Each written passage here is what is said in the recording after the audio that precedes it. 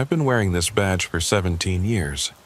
17 years of West Texas nights, empty highways, and a silence that makes you think too much about things you'd rather forget. My name is Cole Briggs, and I work the night shift at the Presidio County Sheriff's Department on the Texas-Mexico border. Most people don't understand the situation here. The border isn't just a line on a map, it's hundreds of miles of desert, mountains, and darkness so thick you could cut it with a knife. During the day, you can see the heat waves rising off the asphalt. At night, a completely different world emerges. A world where things that don't make sense during the day happen. The night this all started was August 14th, 2021. I remember because it was 2 days before my daughter's birthday, and I was supposed to pick up her present during my meal break. Never got the chance. I was running patrol along Highway 67, about 15 miles south of Marfa. It's a lonely stretch of road that cuts through some of the most desolate country you'll ever see. Jagged mountains in the distance, scrub brush, and the occasional abandoned building that used to be something before the desert reclaimed it. The radio had been quiet for most of the shift. Unusual for a Saturday night, but I wasn't complaining. Then, at 11:47 p.m., dispatch broke the silence. Unit 23, we have a reported disturbance at mile marker 83. Caller states they can hear someone calling for help. I grabbed the mic. Copy that, dispatch. What's the location of the caller? There was a pause. I could hear Sarah, our dispatcher, typing on her keyboard. Caller disconnected before providing details. Number came back to a burner phone, no Jeep's data. That was the first thing that felt wrong. People don't usually call 911 from burner phones unless they've got something to hide. And mile marker 83 was in the middle of nowhere. No houses, no businesses, nothing but desert for miles in every direction. 10-4, dispatch. I'm about 8 minutes out. Any description of the disturbance? Negative. Caller just said they could hear someone screaming for help, then the line went dead. I flipped on my light bar and accelerated. 8 minutes on these roads feels like forever when someone might be in trouble. The highway stretched out ahead of me, my headlights cutting through the darkness like a knife. On either side, the desert was alive with shadows that moved in ways that made you wonder if your eyes were playing tricks on you. As I approached mile marker 83, I slowed down and scanned both sides of the highway. Nothing. No vehicles, no people, no signs of any disturbance. Just the empty road and the vast darkness beyond. I pulled onto the shoulder and killed the engine. The silence that followed was absolute. Out here, you don't hear traffic or distant sirens or any of the sounds that remind you civilization exists. Just wind, the occasional coyote, and your own breathing.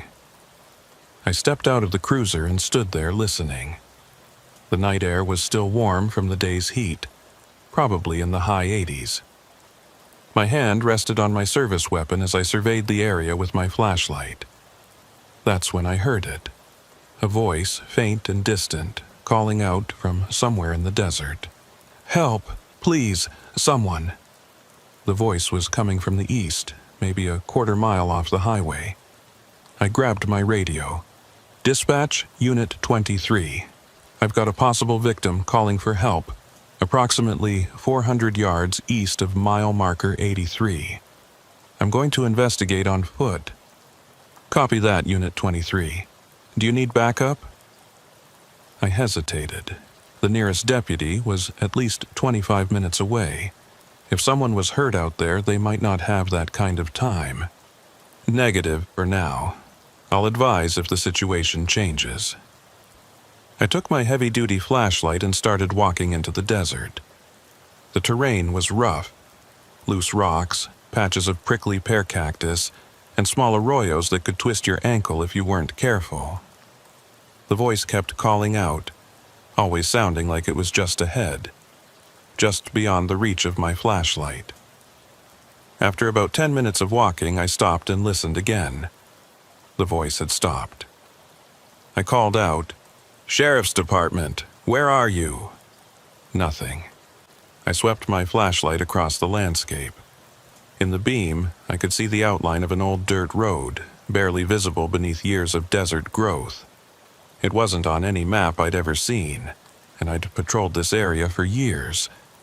The road looked like it hadn't been used in decades, but as I walked closer, I noticed something that made my skin crawl. Fresh tire tracks. 2 sets, running parallel, heading deeper into the desert. I followed the tracks for another few minutes until I came to a clearing. In the center of the clearing was a vehicle, a white pickup truck with its doors standing open and the engine still running. The headlights were on, illuminating a scene that didn't make any sense. There was a campsite set up.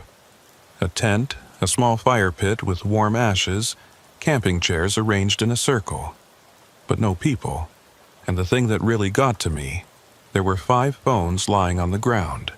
All of them turned on. All of them showing the same thing.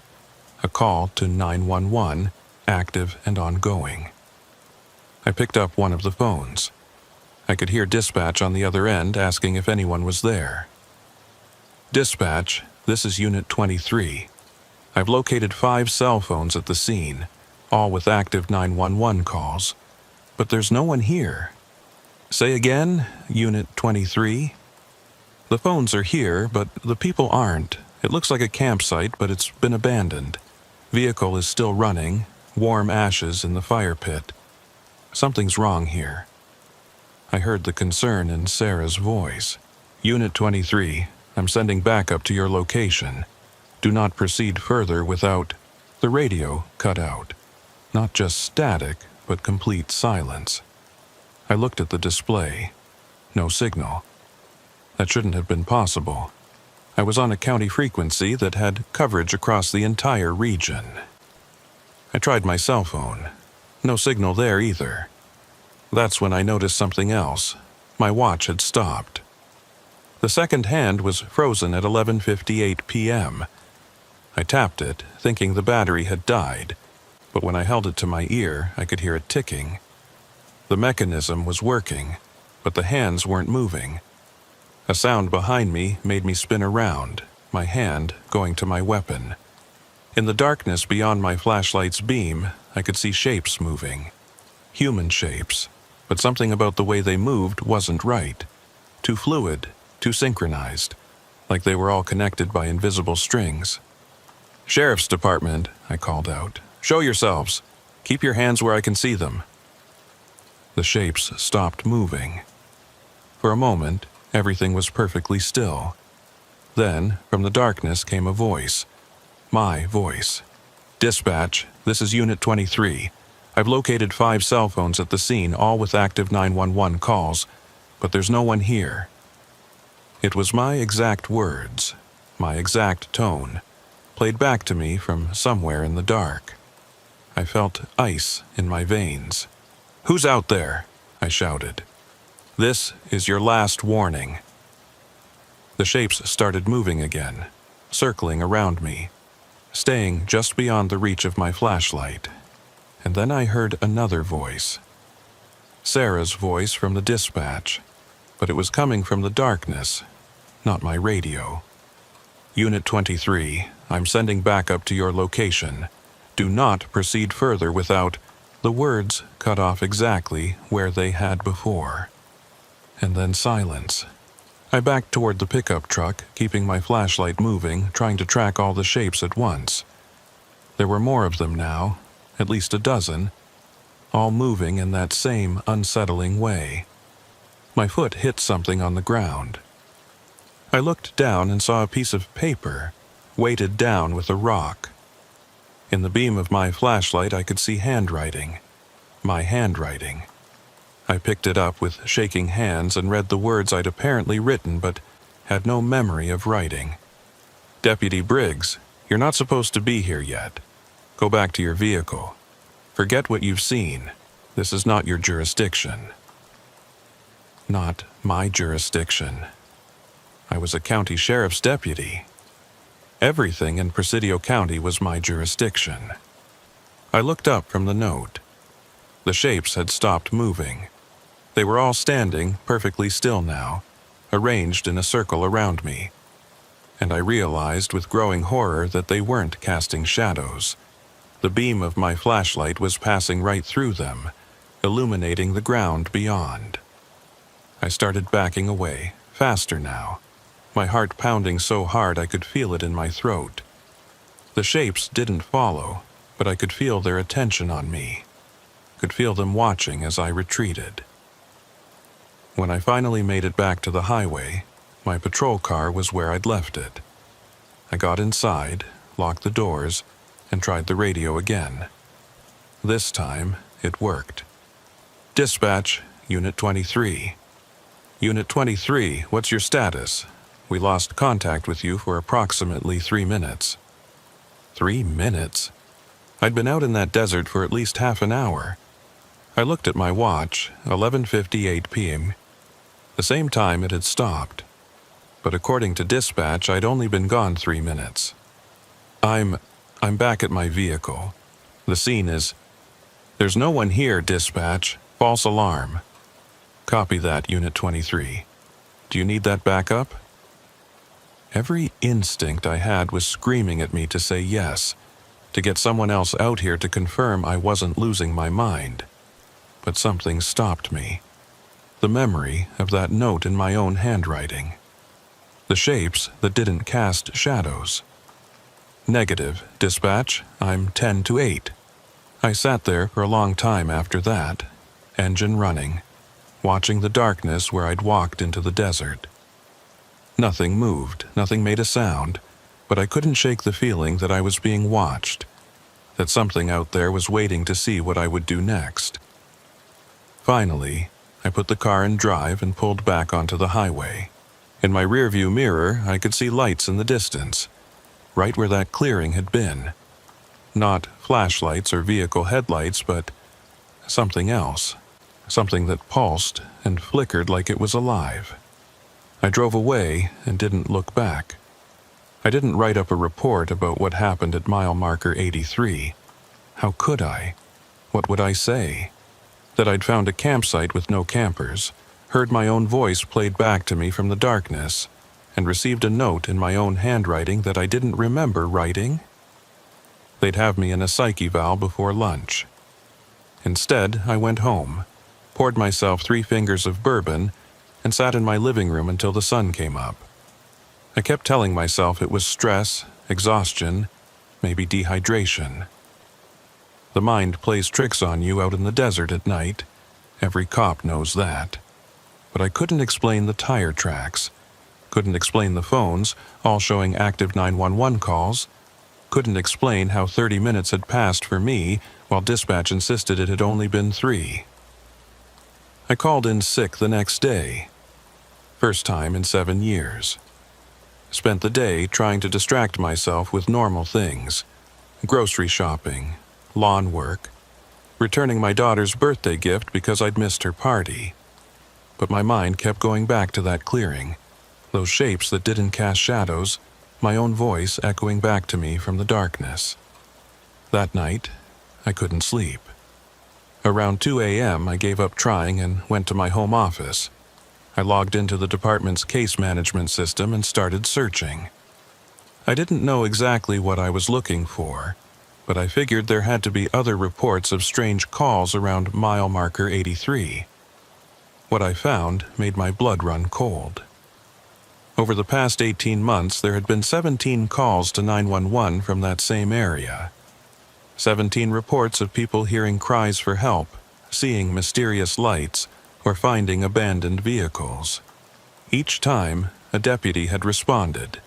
Each time, they'd found nothing. But here's what made it worse.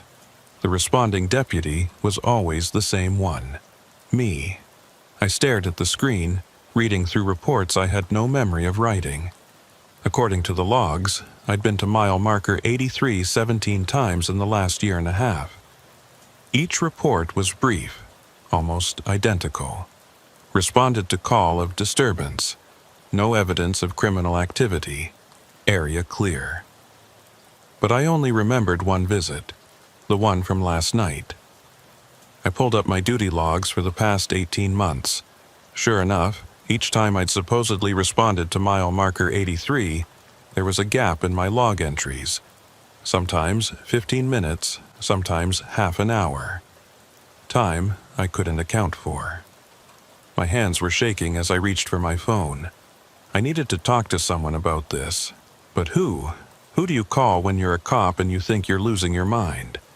That's when my phone rang. Unknown number. I almost didn't answer, but something made me pick up. Hello? Static, then a voice. My voice. Deputy Briggs, you're looking in the wrong place. I dropped the phone. It clattered onto my desk, still connected. I could hear breathing on the other end, my own breathing somehow coming through the speaker. Who is this? I demanded. You know who this is. You've always known. This isn't funny. I'll trace this call. You can't trace what doesn't exist. Just like you can't explain what happened at mile marker 83. Just like you can't explain the 17 visits you don't remember. I grabbed the phone. What do you want? I want you to stop looking. Stop trying to make sense of it. Some things aren't meant to be understood, Deputy Briggs. Some things exist in the spaces between the seconds on your watch. In the miles that aren't on any map. In the calls that come from phones that shouldn't work. That's not, your watch stopped at 11:58 p.m. last night. But if you check the logs, dispatch has you back in your vehicle at 11:58 p.m., same minute. How is that possible, Deputy? How can you be in two places at the same time? I couldn't answer. The question hung in the air like smoke. Go back to mile marker 83, the voice continued. But this time, don't look for the clearing. Look for what's beyond it. Look for the road that doesn't exist. The line went dead. I sat there for a long time, staring at my phone. Every rational part of my brain was telling me this was some kind of elaborate prank, that someone was messing with me. But I'd heard my own voice on that call, and I knew that it wasn't a recording. It was somehow me, talking to myself from somewhere else. The next night, I went back to work. I tried to act normal, took my regular patrol route, responded to a few routine calls. But I kept finding myself driving past mile marker 83, slowing down, looking for any sign of that dirt road I'd followed into the desert. Around 10 p.m., dispatch called me. Unit 23, we've got another report near mile marker 83. Caller says they can see lights moving in the desert, approximately half a mile east of the highway. My heart started pounding. Copy that, dispatch. What's the caller's information? Same as before. Burner phone, disconnected before we could get details. I pulled onto the shoulder near mile marker 83 and sat there with my engine running, trying to decide what to do. Part of me wanted to call in sick, to refuse the call, to never come back to this stretch of highway again. But I was a cop. This was my job.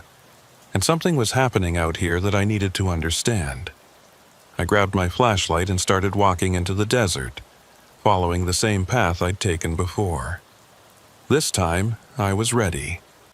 I had my phone recording video, my body camera activated, a spare radio clipped to my belt in case the first one cut out again. The old dirt road was exactly where I remembered it. Tire tracks still visible in the sand. I followed it to the clearing, expecting to find the white pickup truck and the abandoned campsite. But it was all gone. No truck, no tent, no phones lying on the ground. The clearing was completely empty except for a single object in the center, a mile marker sign. Not one from the highway, but an old wooden post with hand-carved numbers. Mile marker 0. I walked over to it, my flashlight beam shaking in my hand. The wood was weathered and old, but the carving was clear. 0. The mile marker that shouldn't exist. Beyond the sign, I could see what looked like another road. Not a dirt track this time, but an actual paved road. 2 lanes. with faded yellow lines down the center. A road that definitely wasn't on any map, because according to every map I'd ever seen, there was nothing out here but open desert for miles. I stepped onto the pavement. It felt solid under my boots, real. I started walking, following the road as it curved around a small hill. And that's when I saw the lights. They were coming from a building about 100 yards ahead, a small structure that looked like an old border patrol station. But it couldn't be. The nearest checkpoint was 15 miles south, and I knew the location of every official installation in my jurisdiction. As I got closer, I could see vehicles parked outside. Police cruisers, but not from any department I recognized. The paint scheme was wrong. The light bars were an older model, and the unit numbers didn't match any agency I knew. There were people moving around inside the building. I could see them through the windows, officers in uniform, sitting at desks, talking on phones, doing paperwork. A normal night shift at a rural station. I walked up to the front door. There was a plaque mounted beside it. Presidio County Sheriff's Department, Border Station 7, established 1947. Border Station 7 didn't exist. Had never existed. I'd been with the department for 17 years and I'd never heard of a Station 7. I tried the door, it was unlocked. The inside of the building was like stepping back in time. Old metal desks, rotary phones, filing cabinets that probably hadn't been manufactured since the 1970s. And the officers, they were all wearing uniforms that were decades out of date. The style, the badges, even the weapons they carried were from a different era. None of them looked up when I walked in. They just kept working, typing on manual typewriters, filling out reports by hand, talking on those old phones, like I wasn't even there. "Excuse me," I said. "I'm Deputy Briggs, Presidio County. Can someone tell me what's going on here?" No response. Not even a glance in my direction. I walked over to the nearest desk. The officer sitting there was maybe in his 50s, gray hair, weathered face. He was writing a report and I could see the date at the top of the page. August 14th, 1987. 34 years ago. Exactly 34 years before the night I first responded to mile marker 83. I reached out to touch the officer's shoulder, and my hand passed right through him. Through him, through the desk, through everything.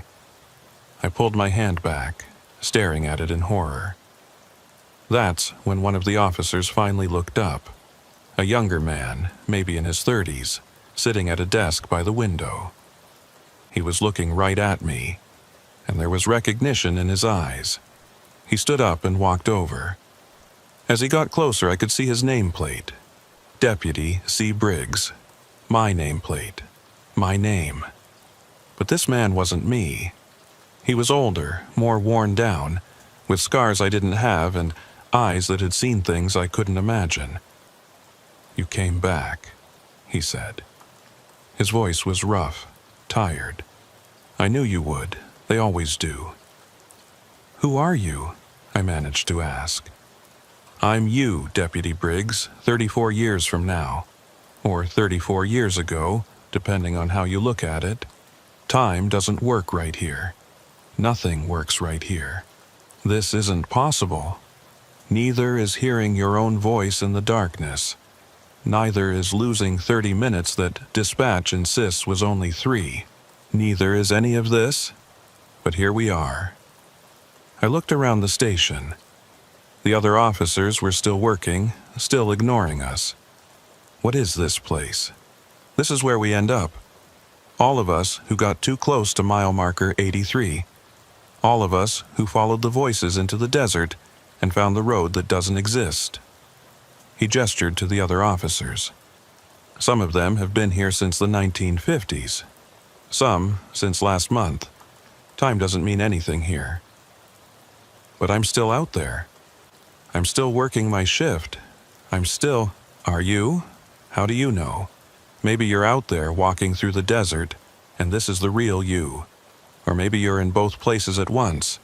Maybe that's what mile marker 83 does. It splits you, puts one version of you on patrol and traps another version here.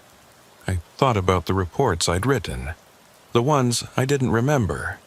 The 17 visits to this area, all documented, but all blank in my memory. Had I been here all those times? Had some version of me been trapped in this station while another version kept working, kept living, completely unaware? How do I get out? I asked. The other me smiled, but there was no humor in it. You don't. None of us do. We're all stuck here working a shift that never ends, in a station that shouldn't exist, on a road that's not on any map. We're the ones who got too close to the edge of something we weren't supposed to see. No, I shook my head. There has to be a way. There's always a way. Then you're smarter than the rest of us. We've been trying to find the exit for decades. Some of us longer. But every time we think we've figured it out, we end up right back here. Writing reports that no one will read. Taking calls that never really happened. Patrolling a border that doesn't exist. I looked at the windows. Outside, I could see the desert, lit by lights from the station. But it wasn't the same desert I'd walked through. The landscape was different. Wrong, somehow. Mountains that shouldn't be there. Roads that curved in impossible directions. A sky that was too dark and full of stars that didn't match any constellation I knew. You need to leave, the other me said suddenly. You're not fully here yet. Not like we are. You still have a chance to go back, to forget, to stay on the other side of mile marker 0. What if I don't want to forget? Then you'll end up like us, trapped between the seconds on your watch, caught in the spaces between the miles on your map. Is that what you want? To spend eternity answering calls that never end, chasing voices in the darkness that you'll never catch? I looked around the station one more time. All these officers, all these versions of lawmen who'd gotten too close to something they couldn't understand. Some of them had probably been good cops, dedicated, doing their jobs, and this was where they'd ended up. How do I make sure I don't come back? I asked. You stop looking, stop asking questions. The next time you drive past mile marker 83 and you hear voices, or see lights, or get a call about a disturbance, you keep driving. You tell dispatch it was a false alarm. You forget you ever found this road. That's not who I am. I don't ignore calls. Then you're one of us now. Just a matter of time before you can't leave anymore. Behind me, I heard a sound. I turned and saw the door to the station slowly closing, even though no one was touching it. Outside, the desert was getting darker, the stars multiplying until the sky was completely white with them. You need to go, the other me said urgently. Now, before the door closes completely, before you become permanent. I ran for the door. It was almost shut, just a few inches of gap remaining. I threw myself through it, hitting the ground outside and rolling across the pavement. When I looked back, the building was gone. The road was gone. I was lying in the empty desert, surrounded by nothing but sand and scrub brush, with my flashlight lying a few feet away, still turned on. I grabbed the light and stood up, looking around frantically. No station, no road, no mile marker 0. Just the desert, exactly as it should be. I checked my watch, 11:58 p.m., still, and in the distance I could hear my radio crackling. Unit 23, what's your status? We've lost contact. I didn't respond to dispatch right away. I stood there in the desert, trying to process what I'd just experienced. The station that shouldn't exist. The road that wasn't on any map. The other me, trapped there for what he claimed was decades, working a shift that never ended. Every instinct I had as a cop told me to report this, to get someone else out here to verify what I'd found. But I also knew how that conversation would go. I'd sound insane. They'd put me on administrative leave, order a psych eval, maybe force me into early retirement. And then what? The voices would still be calling from mile marker 83. The road would still be there, and maybe, eventually, I'd find myself permanently trapped in that station with all the others. My radio crackled again. Unit 23, please respond.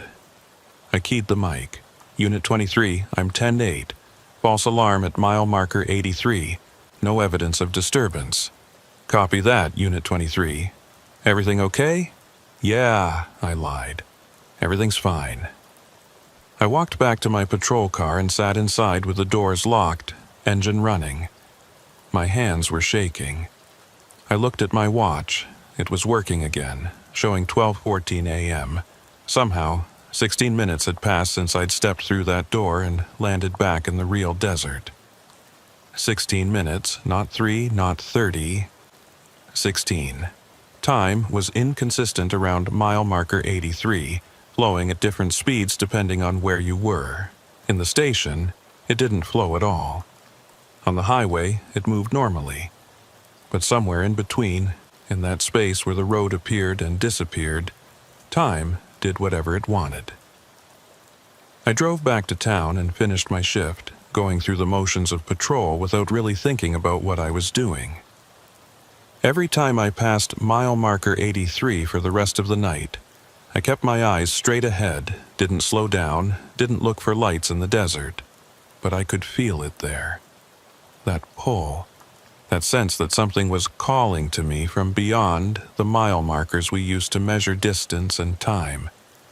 It was like a whisper at the edge of hearing, a presence just outside my peripheral vision. Over the next week, I tried to go back to normal, showed up for my shifts, ran my patrol routes, responded to calls, but I couldn't stop thinking about that station, about the other me trapped there, about all those officers who'd made the same mistake I almost made.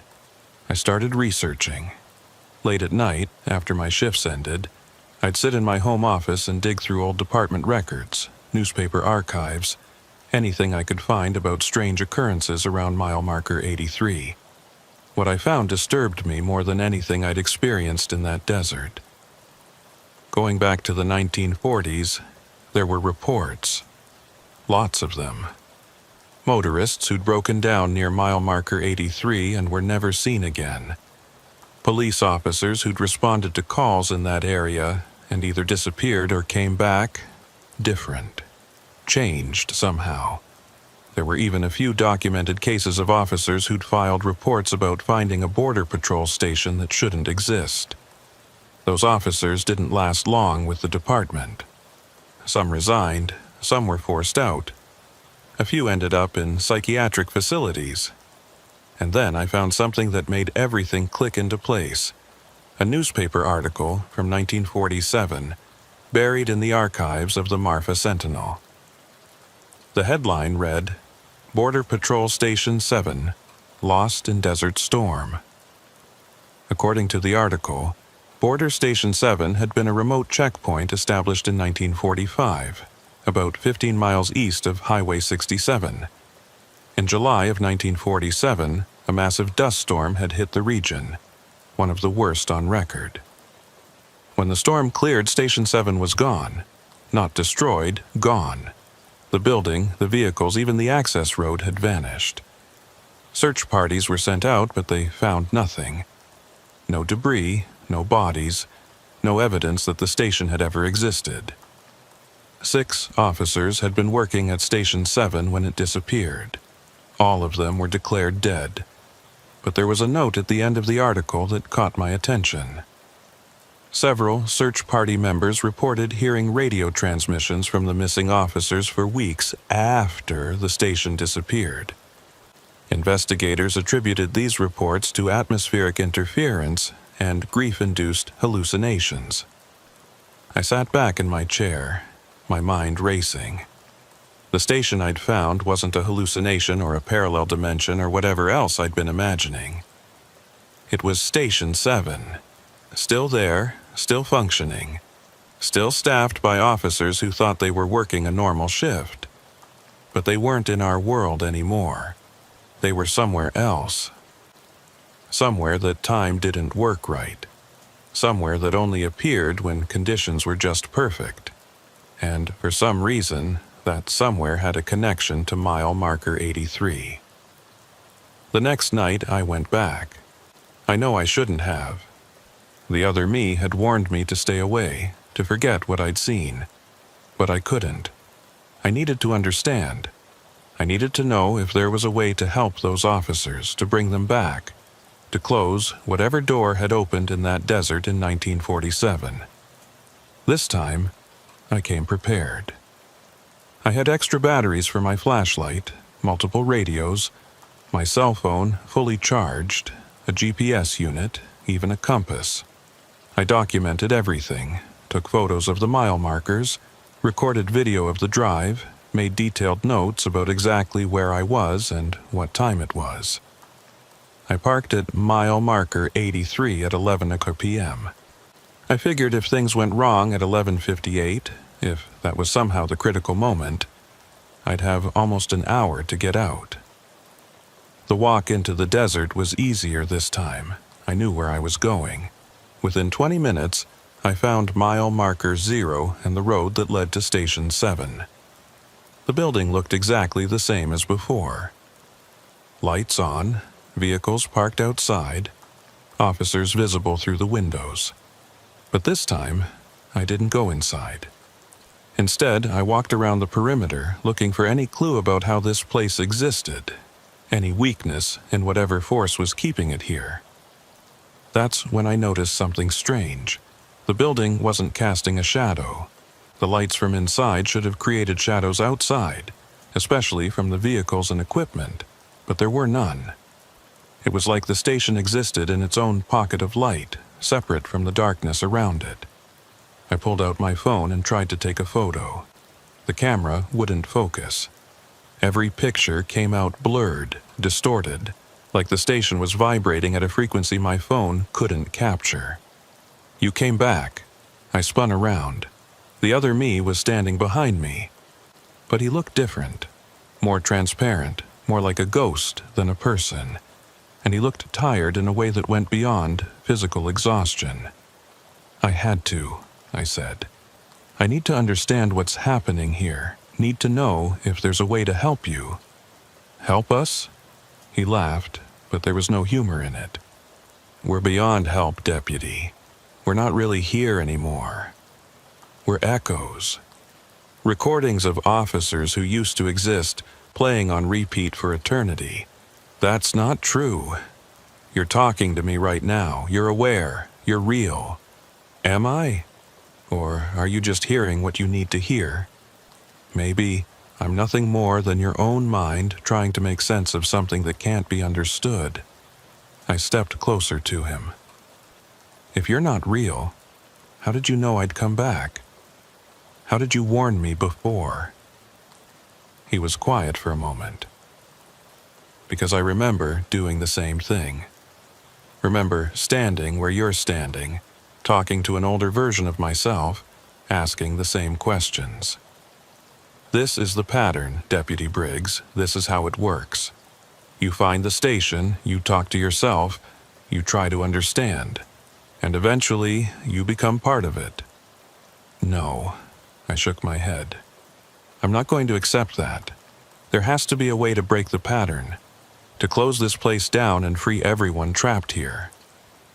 Then you're going to need to understand what mile marker 83 really is. He gestured to the desert around us. This isn't a place, Deputy. It's a threshold. A point where our world and something else overlap. In 1947, when that dust storm hit Station 7, it pushed the building across that threshold, trapped it in between. And ever since then, this spot has been thin, weak, a place where the boundary can be crossed if conditions are right. What kind of conditions? Time, always time. It happens at 11:58 p.m. because that's when the storm hit Station 7. That's when the building crossed over. And for 2 minutes, from 11:58 to midnight, this place becomes accessible. You can find the road, you can enter the station. But if you're still here when midnight hits, you're trapped. Forever. Working a shift that never ends. Taking calls from a world you can no longer reach. We're all stuck at 11:58, deputy. All of us. That's our eternity. I looked at my watch. 11:43 p.m. 15 minutes until the critical moment. 15 minutes to figure out if there was any way to change this. What if someone was here at 11:58 but didn't enter the station? I asked. What if they stayed outside, on the road?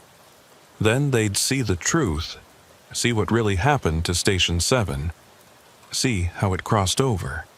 And could they stop it? Could they reverse it? He looked at me for a long moment. No one's ever tried. Everyone who comes here either enters the station or runs away. You'd be the first to just watch. I made a decision then. Maybe it was stupid. Maybe it was the kind of choice that gets people killed or trapped in places that shouldn't exist. But I was tired of running from answers. Tired of living with questions that kept me awake at night. I'm going to stay, I said. I'm going to watch what happens at 11:58. And if there's any chance at all of closing this place down, I'm going to take it. The other me smiled. For the first time since I'd met him, he looked almost hopeful. Then good luck, deputy. Maybe you'll be smarter than the rest of us. Maybe you'll find what we couldn't. He turned and walked back toward the station. As he reached the door, he paused and looked back at me. One more thing. If you do manage to close this place down, if you somehow break the pattern, we'll finally be able to rest. All of us. We'll finally get to end our shift. Then he went inside, and I was alone on that impossible road, waiting for 11:58 p.m. I stood on that road that shouldn't exist and watched my watch tick toward 11:58. Every second felt like an hour. My hand kept drifting toward my radio, toward my phone, reaching for that familiar comfort of knowing I could call for help if I needed it. But I didn't. Some part of me understood that this was something I had to face alone. At 11:55, the air started to change. It got colder, heavier, like the atmosphere itself was holding its breath. The lights in Station 7 began to flicker. Through the windows, I could see the officers inside moving slower, their actions becoming jerky and repetitive, like a video skipping frames. 11:56. The stars overhead started to shift, not moving across the sky the way stars normally do, but rearranging themselves into patterns I'd never seen before. The desert around me began to blur at the edges, like reality itself was losing focus. 11:57. I heard the wind, not the normal desert wind, but something massive, something that sounded like it was coming from every direction at once.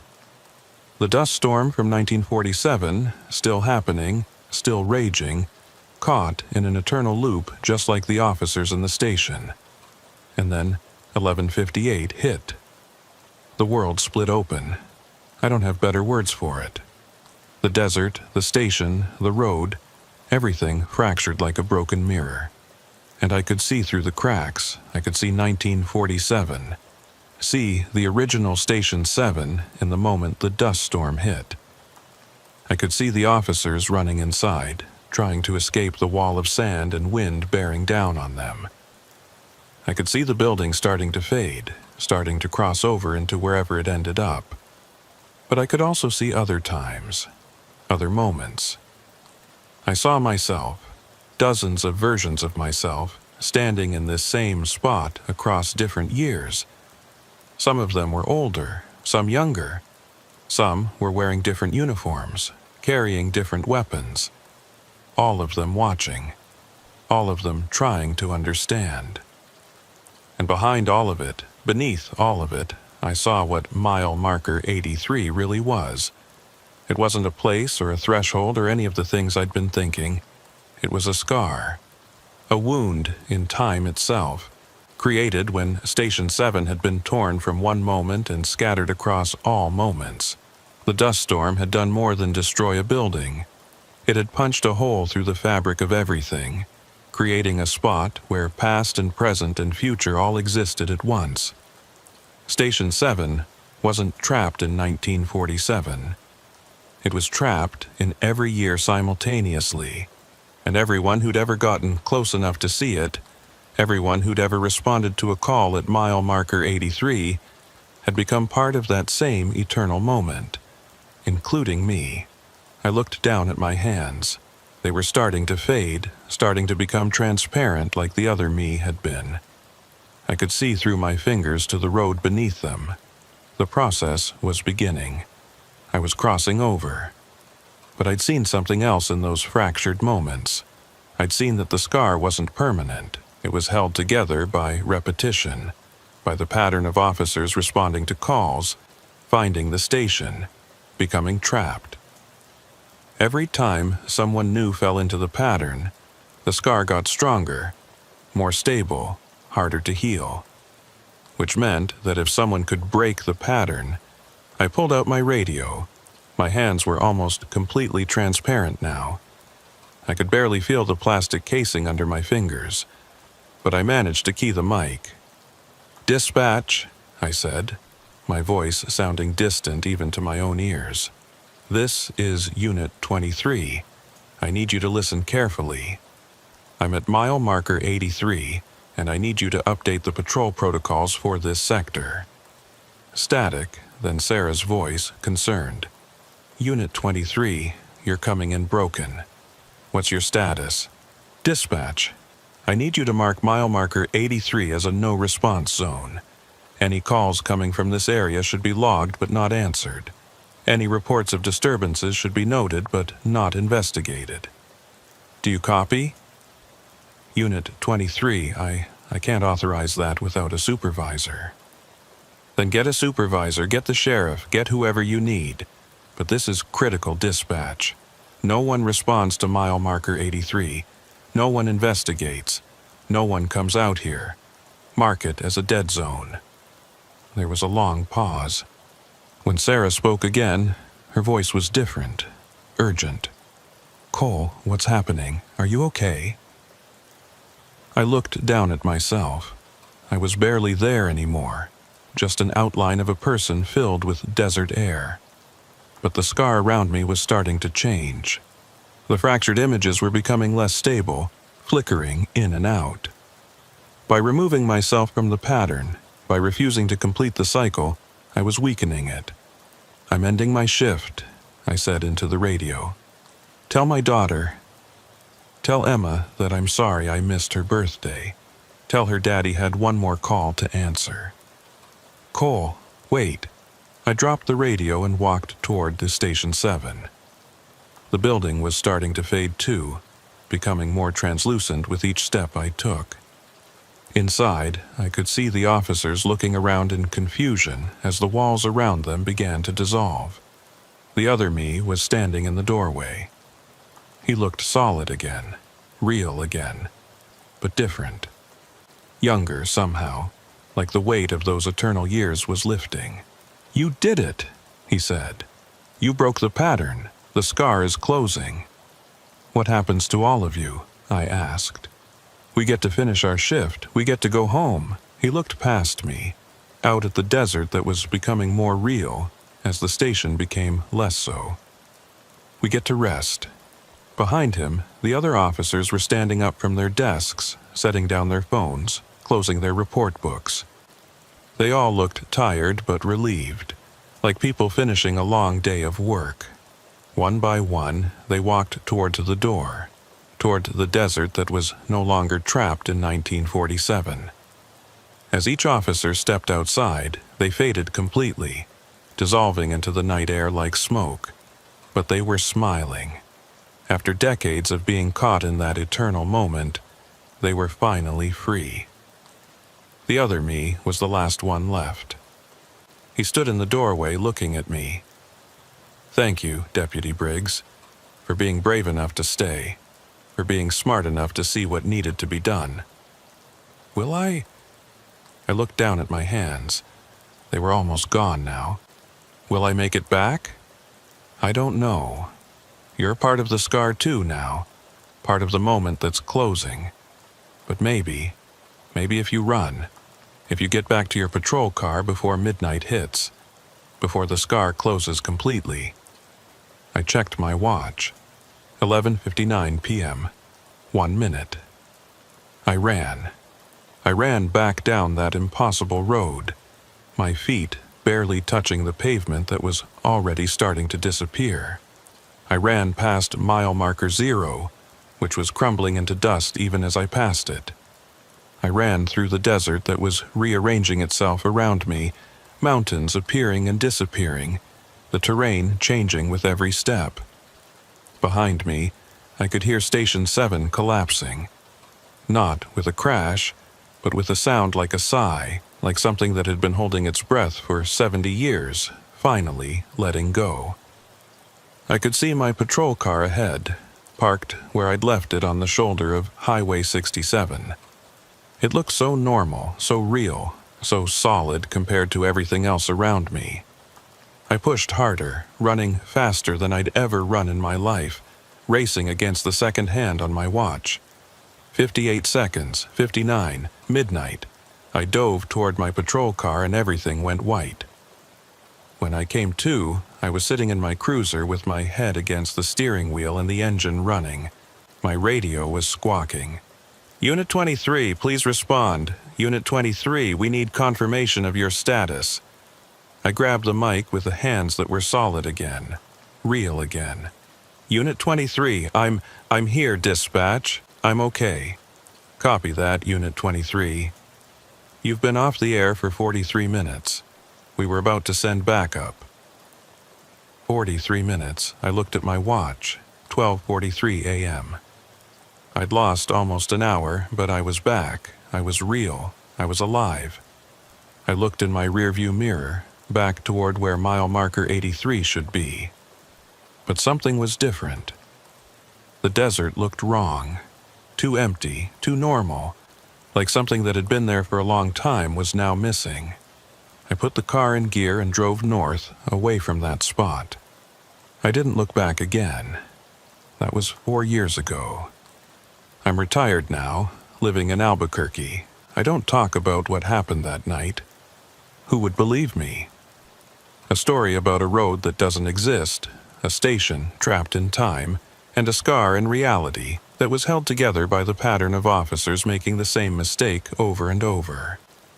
But sometimes, late at night, I drive out into the desert. Not to Texas, but to the empty places in New Mexico, Arizona, Nevada. Places where the stars are bright and the roads are long and you can go hours without seeing another soul. And sometimes, just sometimes, I see things. Mile markers that shouldn't exist. Roads that aren't on any map. Buildings that appear for a moment and then fade away like mirages. I never investigate. I never stop. I learned my lesson at mile marker 83, but I always wonder how many other scars there are out there. How many other places where reality broke and never quite healed right. How many other officers are trapped in their own eternal moments, working shifts that never end, taking calls that will never be resolved. The border between Texas and Mexico is almost 300 miles long. That's a lot of empty space. A lot of places where things can go wrong.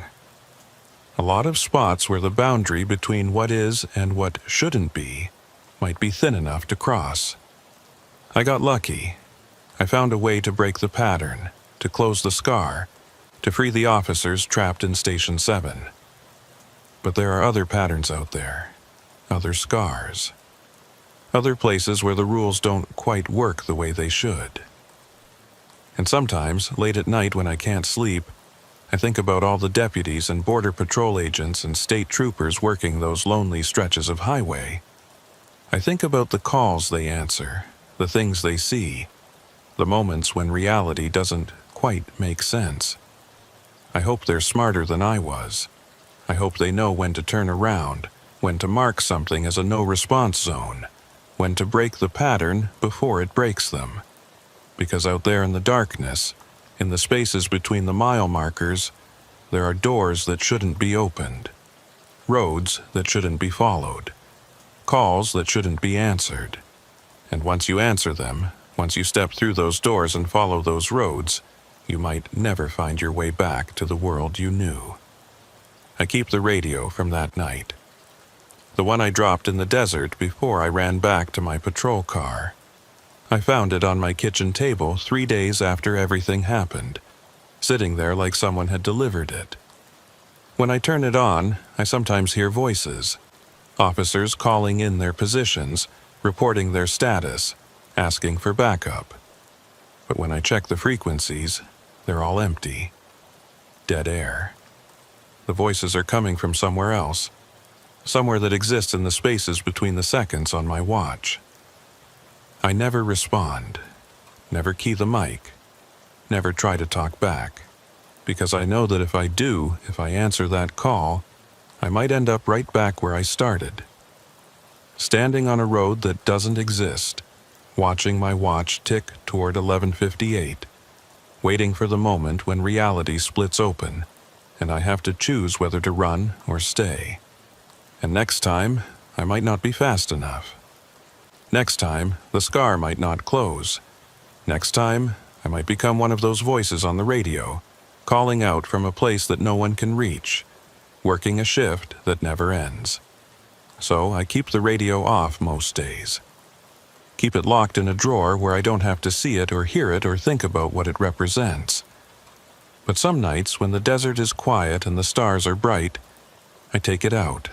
I hold it in my hands and listen to the silence, broken only by those distant voices, still working, still patrolling, still answering calls that will never be resolved. And I remember that for 2 minutes every night, from 11:58 p.m. to midnight, there are places along the border where the boundary between worlds grows thin. Places where you can see things that shouldn't be there. Roads that aren't on any map. Buildings that exist in all times and no time simultaneously. The smart thing would be to forget, to never think about mile marker 83 again, to file that night away as a hallucination or a stress reaction or anything other than what it really was.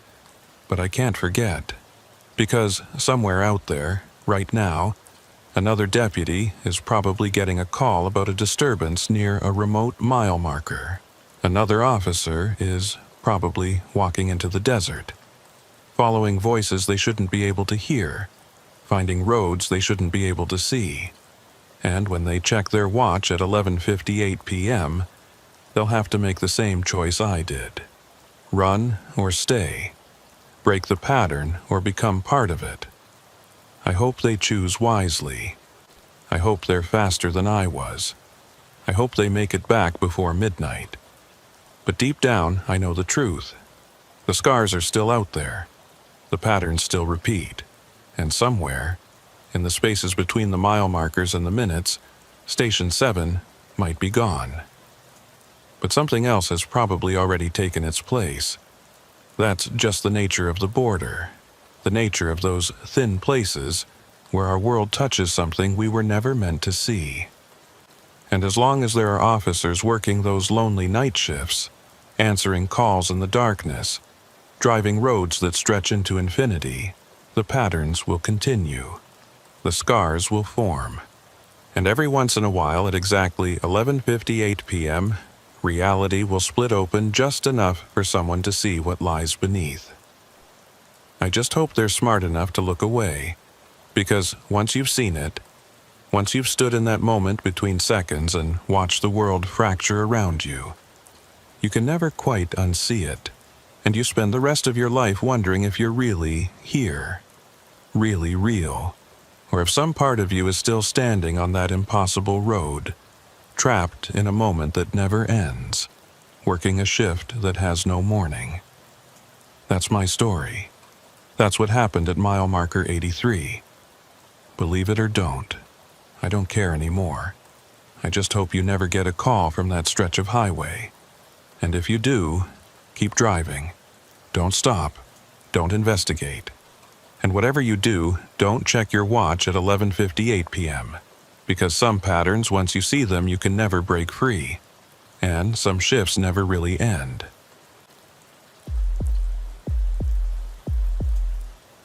My name is Mason Harper, and I've been a deputy with the Brewster County Sheriff's Department for 12 years.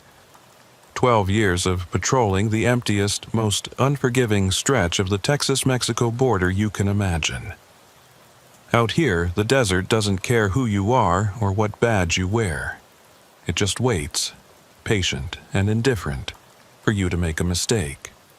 I'm telling you this because what happened to me last October changed everything I thought I knew about these roads, about time, about the nature of reality itself. And because if I don't tell someone, if I don't get this out, I think it might drive me completely insane. It started on October 23rd, 2021. A Tuesday night, unusually cold for that time of year. I remember checking the thermometer on my dashboard as I started my shift. 54 degrees, with a forecast calling for clear skies and a full moon. Perfect conditions for patrol work. Good visibility, cool enough that you could work without sweating through your uniform, but not so cold that your fingers went numb when you had to handle equipment. I was assigned to the northern sector that night, which meant I'd be covering about 200 square miles of mostly empty desert between Alpine and the border. It's the kind of territory where you might go your entire shift without seeing another living soul. Just you, your thoughts, and the endless ribbon of asphalt stretching into the darkness. The shift started normal enough. I checked in with dispatch at 10 p.m., ran through my equipment check, and headed out on my usual route. Highway 118 south, then east on Ranch Road 2627, looping back north through a series of unnamed dirt roads that connected remote ranches and oil pump stations. I'd driven this route hundreds of times. I knew every turn, every cattle guard, every place where flash floods had washed out the shoulder and left deep ruts in the road. I could probably drive it blindfolded if I had to. Around 11:30 p.m., I was heading north on one of those unnamed dirt roads. Locals called it the Miller Track, after the family that had owned the land back in the 1950s. It was a straight shot for about 15 miles, cutting through flat scrubland dotted with mesquite and creosote bushes. Nothing out there but jackrabbits and the occasional coyote. That's when I saw it. A road branching off to the east. A paved road, 2 lanes, with fresh yellow lines down the center, and what looked like newly installed reflectors along the shoulder. I slowed down, confused. There was no paved road here. I'd driven past this exact spot at least twice a week for 12 years, and there had never been anything but open desert on the east side of Miller Track. I pulled over and got out of my cruiser, leaving the engine running and the headlights on. The new road was right there, clear as day in my headlights. Not a dirt track or a ranch access road, but an actual, paved highway that looked like it had been built within the last year. I walked up to where the roads intersected. There was even a road sign, the official green and white kind that the State Highway Department uses. It read, Border Patrol Route 19, Authorized Vehicles Only. Border Patrol Route 19. I'd never heard of it. And I knew every official road, every patrol route, every access point in my sector. This wasn't on any map. This wasn't in any of the briefings. This road did not exist. But here it was, solid and real under my boots. I pulled out my phone and opened the GPS mapping app. According to the satellite view, I was standing in the middle of empty desert. The Miller Track showed up clearly, but there was no indication of any intersecting road, just blank terrain. I switched to the county road map we kept in our patrol vehicles. Same thing. Miller Track was marked, but nothing crossed it at this location. I grabbed my radio. "Dispatch, this is Unit 17. I'm on Miller Track about 8 miles north of the 118 junction. I've got a question about the roads in this sector." Static, then Karen's voice. Karen had been our night dispatcher for 6 years, and she knew the county's road system as well as any of us. "Go ahead, Unit 17. "Karen, is there a Border Patrol Route 19 out here? Paved road, looks fairly new, intersecting Miller Track?" There was a pause. "Negative, Unit 17. I'm not showing any Border Patrol Route 19 in the system, and there's definitely no paved roads crossing Miller Track in that area. You sure about your location?" I looked at my GPS unit mounted on the dashboard. The coordinates matched exactly where I thought I was. "I'm sure. I'm looking right at it. Paved road, road sign, the whole deal." "Stand by, Unit 17. I could hear her typing, probably pulling up satellite imagery and road databases. While I waited, I walked a little way down the new road. The pavement was smooth, recently laid. I could still smell that distinct asphalt smell, like the road had been finished within the last few months. About 50 yards down, there was another sign. "BP Station 19, 3 miles. A Border Patrol station, 3 miles away, on a road that didn't exist, leading to a facility that wasn't on any map. Karen came back on the radio. "Unit 17, I'm not finding anything in the system. No Border Patrol Route 19, no station with that designation. Are you sure this isn't a private road? Maybe a ranch access? It's got State Highway Department signage, and it says authorized vehicles only.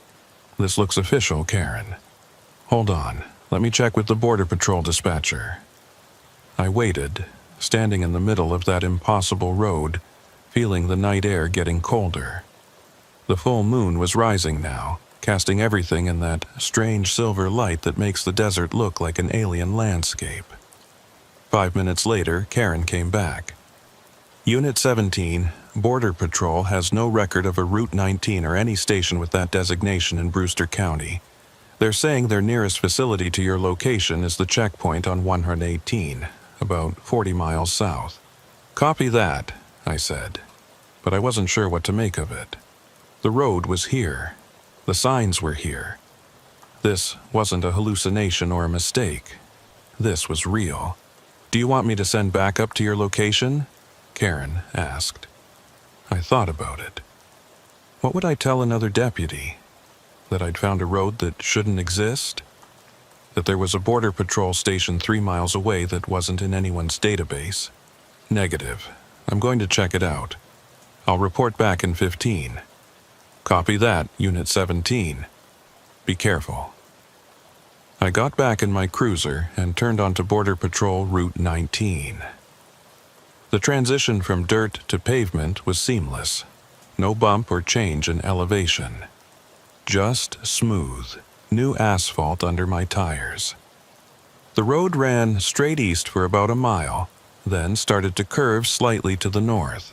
On either side, the desert looked normal. Scrub brush, occasional rocks, the same landscape I'd been patrolling for 12 years. But something felt off. The shadows were wrong somehow, falling at angles that didn't quite match the position of the moon. At the 2-mile mark, I passed another sign. "BP Station 19, 1 mile. My hands were gripping the steering wheel tighter than they should have been. Every instinct I'd developed over 12 years of police work was telling me something was wrong, that I should turn around and get back to Miller Track. But I kept driving. I needed to know what was at the end of this road. The station appeared suddenly, rising out of the desert like it had always been there. It was a standard Border Patrol facility, low, rectangular building with a flat roof, painted in that distinctive green and white color scheme. There were several vehicles parked outside, 2 Border Patrol SUVs, what looked like an administrative sedan, and a maintenance truck. Lights were on inside the building. I could see people moving around through the windows. I pulled into the parking area and sat there for a moment, trying to decide what to do. This facility looked real. The vehicles looked real. The people inside looked real. But according to every database, every map, every official source, none of this should exist. I got out of my cruiser and walked toward the main entrance. There was a plaque mounted beside the door. U.S. Border Patrol Station 19, established 2019. 2 years ago. A fully operational Border Patrol station had been built 2 years ago, and somehow no one in the county sheriff's department knew about it. I pushed open the door and stepped inside. The interior was exactly what you'd expect from a Border Patrol facility. A reception area with a desk, a waiting area with plastic chairs, hallways leading to offices and holding cells. Everything looked clean, new, official. But the thing that made my skin crawl was the silence. The lights were on. I could see coffee cups on desks, papers spread out like someone had just been working on them. Computer monitors were active, showing security camera feeds and what looked like patrol routes. But there were no people. "Hello?" I called out. "Border Patrol? This is Brewster County Sheriff's Department." No response. I walked deeper into the facility, my hand resting on my service weapon. The halls were empty. The offices were empty. Even the holding cells were empty, though one of them had a blanket spread out on the bench like someone had been sleeping there recently. I found the operations center, a large room with multiple computer workstations and a wall of monitors showing various camera feeds. All the equipment was running, but there was no one there to operate it. On one of the monitors, I could see my patrol car in the parking lot, the image crystal clear from the security camera outside. I could see myself standing in the operations center, looking at the monitors. The image on the screen and my actual position matched perfectly, except the timestamp on the security footage was wrong. According to the timestamp, it was 11:47 p.m., but when I checked my watch, it showed 12:03 a.m. I'd lost 16 minutes somewhere. I pulled out my phone. It showed 12:03 a.m., same as my watch. But all the clocks in the station, all the computer timestamps, they all showed 11:47 p.m. I grabbed my radio. "Dispatch, Unit 17. What time do you have?" 12:03 a.m., Unit 17. "Everything okay?" "Yeah, just checking. Can you confirm my location?" There was a pause while Karen checked her system. "You're showing on Miller Track, about 8 miles north of 118. Haven't moved in the last half hour." "Copy that." But I wasn't on Miller Track. I was 3 miles east, in a Border Patrol station that shouldn't exist. Yet according to dispatch, my GPS tracker still showed me on that dirt road. I went back outside. My cruiser was where I'd left it, but now there were other vehicles in the parking lot that hadn't been there before. 5 additional Border Patrol SUVs, all parked in perfect formation, all empty. The moon had moved. Not the way it normally moves across the sky, but jumped, like someone had cut out 15 minutes of time and spliced the remaining parts together. The shadows had shifted dramatically and the air temperature had dropped at least 10 degrees. I got in my cruiser and started the engine. Every fiber of my being was screaming at me to get out of there, to drive back down Border Patrol Route 19 and get back to Miller Track, back to roads that existed on maps, back to a world that made sense. I put the car in reverse and turned around. The road stretched out behind me, illuminated by my headlights. Same smooth pavement, same yellow lines, same reflectors along the shoulder. I started driving back the way I'd come, but something was wrong. The distance markers were counting up instead of down. BP Station 19, 2 miles, became BP Station 19, 3 miles, even though I was driving away from the facility. I drove faster.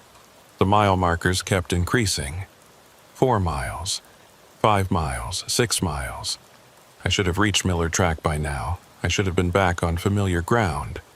But the road just kept going, straight and endless, stretching into darkness that my headlights couldn't quite penetrate. I checked my odometer. I'd driven 11 miles from the station, but the distance markers now showed BP Station 19, 11 miles, and were still counting up. I was moving away from Miller Track, even though I was heading back the way I'd come.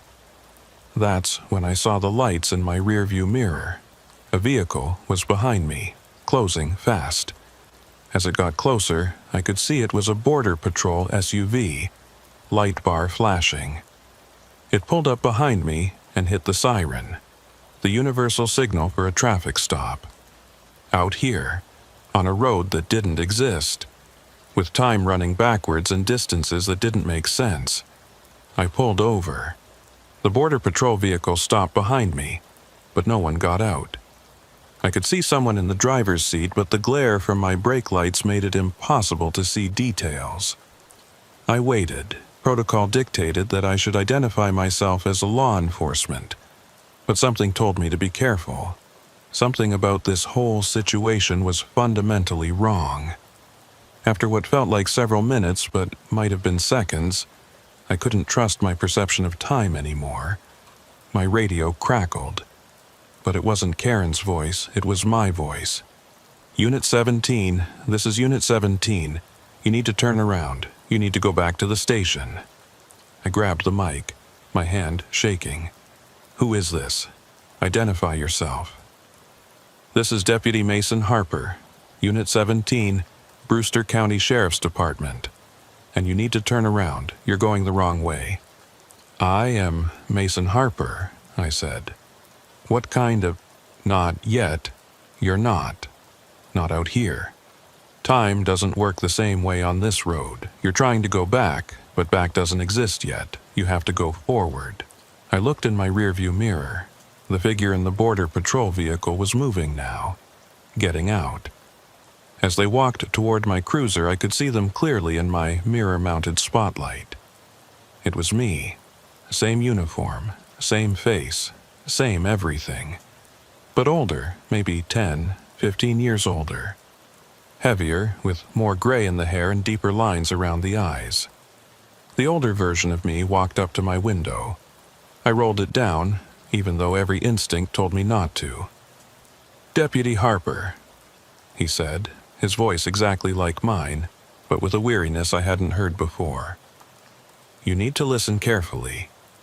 You found Border Patrol Route 19, and now you're caught in it. This road exists outside normal time, outside normal space. The only way to get back to Miller Track is to complete the loop." "What loop? What are you talking about?" "Drive forward. Go to Station 19. Stay there until your watch shows 11:47 p.m. Then leave. Drive west. Don't stop. Don't look back. And when you get to Miller Track, keep going. Don't ever turn onto this road again."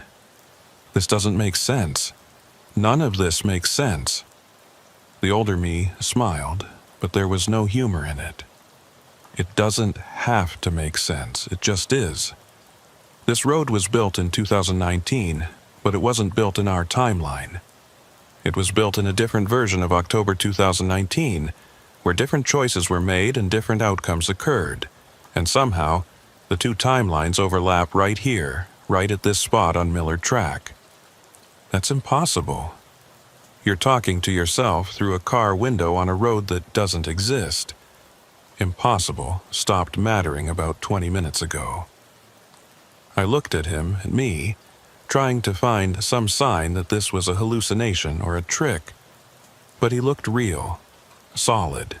He even had the same scar on his left hand that I'd gotten from a barbed wire fence 10 years ago. "What happens if I don't go back?" I asked. "Then you end up like the others, the ones who tried to fight it, who tried to drive off the road or call for help or do anything except complete the loop.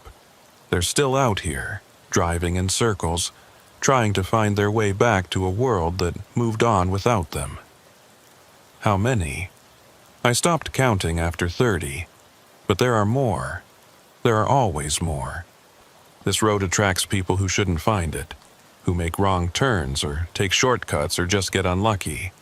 And once you're on it, the only way off is to follow the rules. He leaned closer to my window. I'm you from 15 years ahead. I've been driving this road for 15 years, Mason. 15 years of the same shift, the same patrol, the same moment repeated over and over. Don't become me. Complete the loop. Get back to Miller Track and never come back here. How do I know you're telling the truth? He pulled out his wallet and handed me a photo. It was worn, faded, but I could make out the image. Me and my wife Jennifer, standing in front of the courthouse on our wedding day. That wedding was scheduled for next month, November 20th. We'd sent out the invitations 3 weeks ago, but in the photo, Jennifer looked older, and she was standing alone in front of the courthouse wearing black, a funeral dress. That's from your funeral, the older me said softly.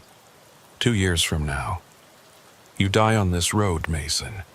You die because you didn't listen when I tried to warn you.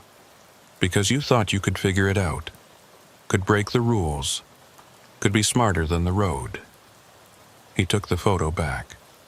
But maybe this time will be different. Maybe this time you'll listen. Maybe this time you'll complete the loop and get out. And if I do, what happens to you? I don't know. Maybe I disappear. Maybe I finally finish my shift. Or maybe I just keep driving, keep warning versions of myself who stumble onto this road, keep trying to save us from making the same mistakes over and over. He stepped back from my window. Drive forward, Mason. Go back to Station 19. Wait for 11:47. Then leave, and don't look back. That's the only way. I wanted to argue, wanted to demand more answers, wanted to understand how any of this could be possible. But the older version of me was already walking back to his vehicle. Wait, I called out. What happened? What choices were different in that other 2019? He stopped and looked back at me. The Border Patrol built Station 19 as a test facility. They were experimenting with surveillance technology, trying to monitor the desert in ways that hadn't been possible before. But something went wrong. The equipment they were using, it did something to time and space, created a bubble where normal rules didn't apply. And then they tried to cover it up, to erase Station 19 from all the records, to pretend it never existed. But the road is still here. The road is still here, he agreed. And it will be here forever, waiting for people like us to find it, waiting to trap them in loops they can't escape. He got back in his vehicle and drove past me, heading in the direction I'd been going, which was somehow now the direction of Station 19. As he passed, he raised his hand in a wave that looked like goodbye. I sat there for a long time, trying to decide what to do. Part of me wanted to ignore his warning, to try driving off the road into the desert, to call for backup and demand that someone explain what was happening. But I'd seen the photo, seen Jennifer at my funeral, seen proof that if I didn't follow the rules, this road would kill me. I put my cruiser in drive and headed back toward Station 19. The mile markers counted down normally this time. 5 miles, 4 miles, 3 miles. And then I was pulling back into the parking lot, which was now full of vehicles. At least 20 Border Patrol SUVs, all parked in perfect rows, all empty. The station was still deserted, still silent, still frozen in that moment at 11:47 p.m. according to all the clocks inside. I checked my watch, 12:31 a.m. I had to wait until it was 11:47 again. But was that 11:47 p.m. tonight? Tomorrow night? How did time even work here? I decided to wait inside, in the operations center where I could watch the monitors. I made coffee from the pot that was still warm in the break room. I sat in one of the office chairs and watched the security feeds, looking for any sign of movement, any indication that I wasn't alone here. The cameras showed the empty parking lot, the empty halls, the empty holding cells.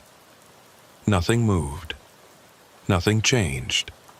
Except on one monitor, the one showing the view from a camera I hadn't noticed before. It was pointing east, toward the desert beyond the station, and in the distance I could see lights, dozens of them, vehicles moving in the darkness, following paths that made no sense, circling and weaving through the scrubland like they were looking for something, or running from something. I watched those lights for what felt like hours, though my watch insisted only 30 minutes had passed. I wondered which of those vehicles was the older version of me, still driving, still trapped in his own loop, still trying to warn others not to make the mistakes he'd made. I wondered how many of those vehicles had sheriffs or deputies or state troopers inside, all of them lost on roads that shouldn't exist, all of them looking for a way back to the world they knew. And I wondered if completing the loop would really set me free, or if I was just beginning a journey that would never end. At 11:47 p.m., according to my watch, though I'd long since stopped trusting time, I left the station and got back in my cruiser. The moon was in a different position now, impossible given the passage of time, but I'd stopped questioning the impossible. I drove west, away from Station 19, following the road that should lead back to Miller Track. The mile markers counted up the way they should. 1 mile, 2 miles, 3 miles. And then, suddenly, I was back on dirt road. The pavement ended abruptly, transitioning to the familiar ruts and gravel of Miller Track. I looked in my rearview mirror, expecting to see Border Patrol Route 19 stretching behind me. But there was nothing. Just empty desert. The road was gone. I grabbed at my radio. Dispatch, Unit 17. I'm back on Miller Track. Everything's fine. Copy that, Unit 17. Karen sounded relieved. You've been off the air for almost 2 hours. We were getting worried. 2 hours? I checked my watch. It showed 1:47 a.m., but I'd been gone since 11:30 p.m. That was 2 hours and 17 minutes. Sorry, Dispatch, I was investigating something. Lost track of time. Do you need to file a report? I thought about it. What would I say? That I'd found a road that didn't exist? That I'd talked to a future version of myself? That I'd waited in an abandoned Border Patrol station while time ran in circles? Negative. False alarm. I'm 10-8. I drove the rest of my shift in a daze, following my normal route, trying to process what had happened. As the sun started to rise around 6 a.m., painting the desert in shades of orange and gold, I passed the spot where Border Patrol Route 19 house had been. There was no sign of it, no intersection, no road sign, just empty scrubland exactly the way it had always been. But I knew it was there. Waiting. Existing in some space between one moment and the next, between one timeline and another. Waiting for the next person to find it, to drive down its impossible length, to get caught in a loop they might never escape. I thought about the older version of me, still driving, still trapped. Had I just seen my own future? Or had I managed to avoid it? I wouldn't know for sure until next month, until November 20th, until my wedding day, if I made it that far. I made it to the wedding. November 20th, 2021. Jennifer and I got married in front of the Brewster County Courthouse, just like we'd planned. My fellow deputies were there. Karen from Dispatch brought flowers. Even Sheriff Rollins showed up, which was rare for him. He usually avoided social events like the plague. Everything was perfect. Everything was normal. And I kept waiting for something to go wrong, for reality to fracture the way it had on Border Patrol Route 19. But nothing happened. The ceremony went smoothly. We took photos on the courthouse steps. We had dinner at the Riata, the nicest restaurant in Alpine. We spent our wedding night in the same house we'd been living in for 2 years, and I fell asleep next to my wife without any nightmares about impossible roads or conversations with older versions of myself. For 3 weeks, I almost convinced myself it had all been a stress-induced hallucination. The long hours, the isolation of night shift patrol, the endless stretches of empty desert. Maybe my mind had just cracked a little. Maybe I'd fallen asleep at the wheel and dreamed the whole thing. But I knew better. Because I'd kept the photo. The one the older me had shown me, the one with Jennifer in funeral dress standing alone in front of the courthouse. I'd taken it from his hand before he could pull it away, and when I'd gotten home that night, I'd found it in my jacket pocket. I kept it hidden in my locker at the station. Sometimes, during my breaks, I'd take it out and stare at it. The photo was real. The date stamp on the back said October 23, 2023, exactly 2 years after the night I'd found the road. And Jennifer's face was unmistakable, aged by grief and time, wearing black at what could only be my funeral. The photo was proof that Border Patrol Route 19 existed. Proof that time didn't work the same way on that road. Proof that somewhere in some timeline, I'd made different choices and ended up trapped or dead. But I'd escaped. I'd followed the older me's instructions. I'd completed the loop. I was free. Except I wasn't. It started small. Little things I barely noticed at first. I'd be driving my patrol route and lose track of time. Not dramatically, just 5 or 10 minutes here and there. I'd look at my watch and realize I couldn't remember the last 15 minutes of driving, though my patrol log showed I'd been checking in with dispatch regularly.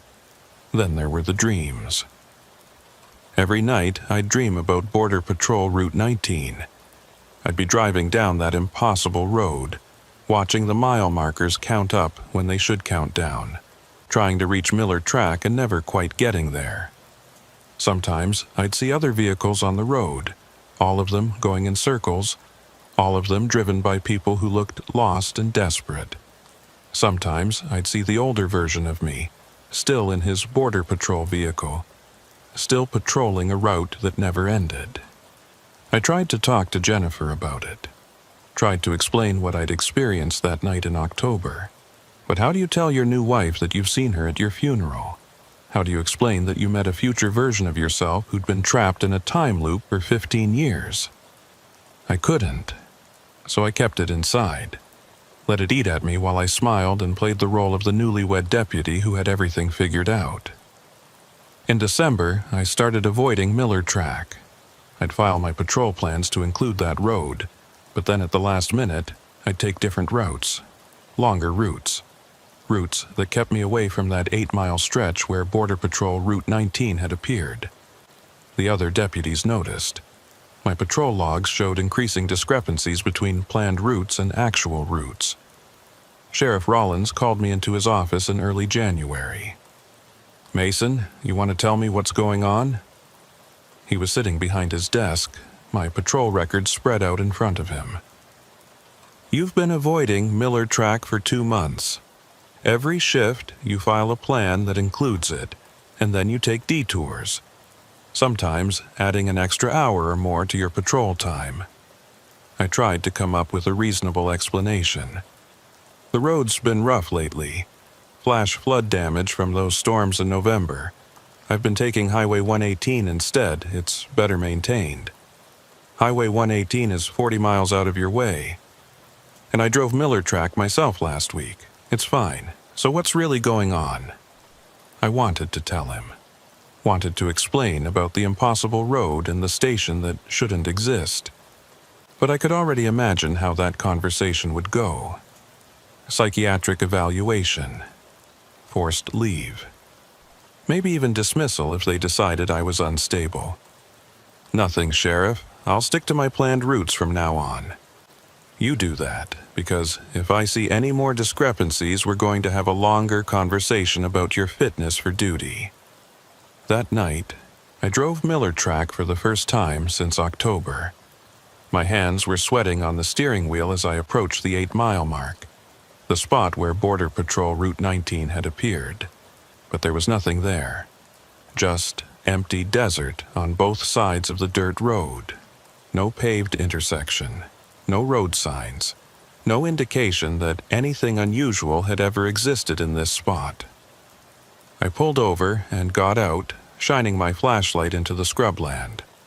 I walked 100 yards into the desert, looking for any sign of pavement, any indication that the road was still there, just hidden somehow. Nothing.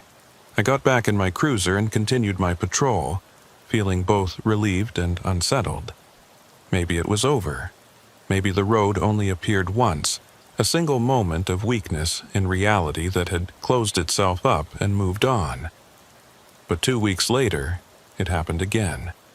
I was on Miller Track, same section, same time of night, around 11:30 p.m. And suddenly, there it was. Border Patrol Route 19, intersecting the dirt road, looking exactly the way it had in October. Fresh pavement, new signs, everything pristine and impossible. This time, I didn't hesitate. I drove right past it. Didn't slow down, didn't investigate. Just kept going north on Miller Track like I hadn't seen anything. My radio crackled. "Unit 17, this is Unit 17. You need to stop. You need to turn around." I recognized the voice immediately. The older version of me. Still out there, still trapped. I keyed my mic. Negative. I completed the loop in October. I'm not going back. It doesn't work that way, Mason. The road doesn't let go. It pulls you back. Every time you pass it, every time you ignore it, the pull gets stronger. Eventually, you won't be able to resist. You'll turn onto it without even realizing what you're doing. That's not going to happen. That's what I said too, 12 years ago, when I first found the road. I thought I could avoid it. Thought I could be strong enough to resist. But I was wrong. The road always wins. I wanted to argue, but I could feel it, that pull, like a magnet drawing iron filings. My hands wanted to turn the steering wheel. My foot wanted to ease off the gas, to slow down and turn around and drive back to that intersection. I gripped the wheel tighter and accelerated, putting distance between myself and Border Patrol Route 19. "You can't run from it forever," the older me said through the radio. "The road exists in multiple times, multiple places. You might pass it once, twice, a dozen times, but eventually you'll be tired, distracted, and you'll turn onto it without meaning to. And then you'll be trapped, just like me." "Then what do I do?" I shouted at the radio. "How do I make it stop?" "You don't. Once you've found the road, once you've driven it, you're marked. The road knows you, and it will keep calling you back until you answer." The radio went silent. I drove the rest of my shift without seeing the road again, but I could feel it. Out there in the darkness. Waiting. Over the next 3 months, the pattern became clear. The road appeared once, sometimes twice a week. Always at night. Always in the same spot on Miller Track. And every time I had to fight the urge to turn onto it. The older me would call on the radio, sometimes warning me, sometimes pleading with me to stay away. Other times, I'd see vehicles in the desert off to the east, Border Patrol SUVs and sheriff's cruisers driving in complex patterns that made no sense, all of them caught in their own loops. I started documenting everything, made notes about each appearance of the road, took photos when I could, though they always came out blurred or overexposed, like the camera couldn't quite focus on something that shouldn't exist. I researched the history of the area, looking for any explanation. Found references to experiments conducted by the Border Patrol in 2019. Classified reports about surveillance technology that had gone wrong. Mentions of Station 19 in documents that were quickly redacted or removed from public databases. The more I dug, the more I realized that the older me had been telling the truth. Border Patrol Route 19 was real. It existed in some fractured timeline, some version of reality that had split off from ours in 2019 when those experiments went wrong. And somehow, that fractured timeline overlapped with ours at this specific spot on Miller Track. A weak point in reality where two versions of the same place existed simultaneously. In April, I made a mistake. I was driving Miller Track on a Tuesday night, exhausted from a double shift. I'd been called in early to cover for another deputy who'd called in sick, and I'd been on patrol for nearly 16 hours. My eyes were heavy. My reactions were slow. I approached the 8-mile mark, and the road was there. Border Patrol, Route 19, perfectly normal looking, perfectly inviting. And before I fully realized what I was doing, I had turned onto it. The moment my tires hit the pavement, I knew I'd made a terrible mistake. The air temperature dropped 20 degrees instantly. The moon jumped position in the sky, and my watch stopped at 11:47 p.m. "Damn it," I muttered, slamming my palm against the steering wheel. "Damn it, damn it, damn it." I was back on the loop. I drove toward Station 19, following the route I'd memorized from my first visit. The facility appeared exactly where it should be. Still empty, still frozen in time. I pulled into the parking lot and killed the engine. For a long moment, I just sat there, trying to figure out what to do. The older me had said I needed to complete the loop to get back. Wait until 11:47, then drive west to Miller Track. But what if it didn't work this time? What if the road had changed the rules? My radio crackled. "Welcome back, Mason." I grabbed the mic. I didn't mean to come back. I was exhausted. I didn't realize what I was doing until it was too late. I know. That's how it happens. That's how it always happens. The older me's voice was sad, resigned. You think you can be careful. You think you can stay alert. But eventually you slip. And then you're back on the loop. Tell me how to get off permanently. There has to be a way. You wouldn't still be here, still trying to warn people, if there wasn't some way to break free. There was a long silence, then, "There might be, but it's dangerous. More dangerous than just completing the loop. Tell me." The road exists because of the experiments at Station 19. They created the fracture in reality. So, theoretically, if someone could destroy the equipment that caused the fracture, the road might collapse, might cease to exist. What equipment? Where is it? In the station, in the basement. They built a facility underground, tried to keep it secret. That's where they conducted the experiments. That's where the breach between timelines occurred. I looked at the station building. I'd been inside on my first visit, but I hadn't seen any stairs leading to a basement. Just offices and holding cells in the operations center. How do I access it? Through the holding cells. There's a panel in the floor of cell 3. Looks like part of the concrete, but it's actually a door. You need a security code to open it. 1947. The year of the original Station 7 incident. Everything connects, Mason. All these loops and fractures and impossible roads, they all connect back to Border Station 7 disappearing in that dust storm. That event created the first weak point, and every attempt to study it, to understand it, to exploit it, just made things worse. I got out of my cruiser and walked toward the station. The building was just as empty as before. Lights on, equipment running, but no people. I made my way to the holding cells. Cell 3 was at the end of the hall. I stepped inside and examined the floor. It took me several minutes to find it.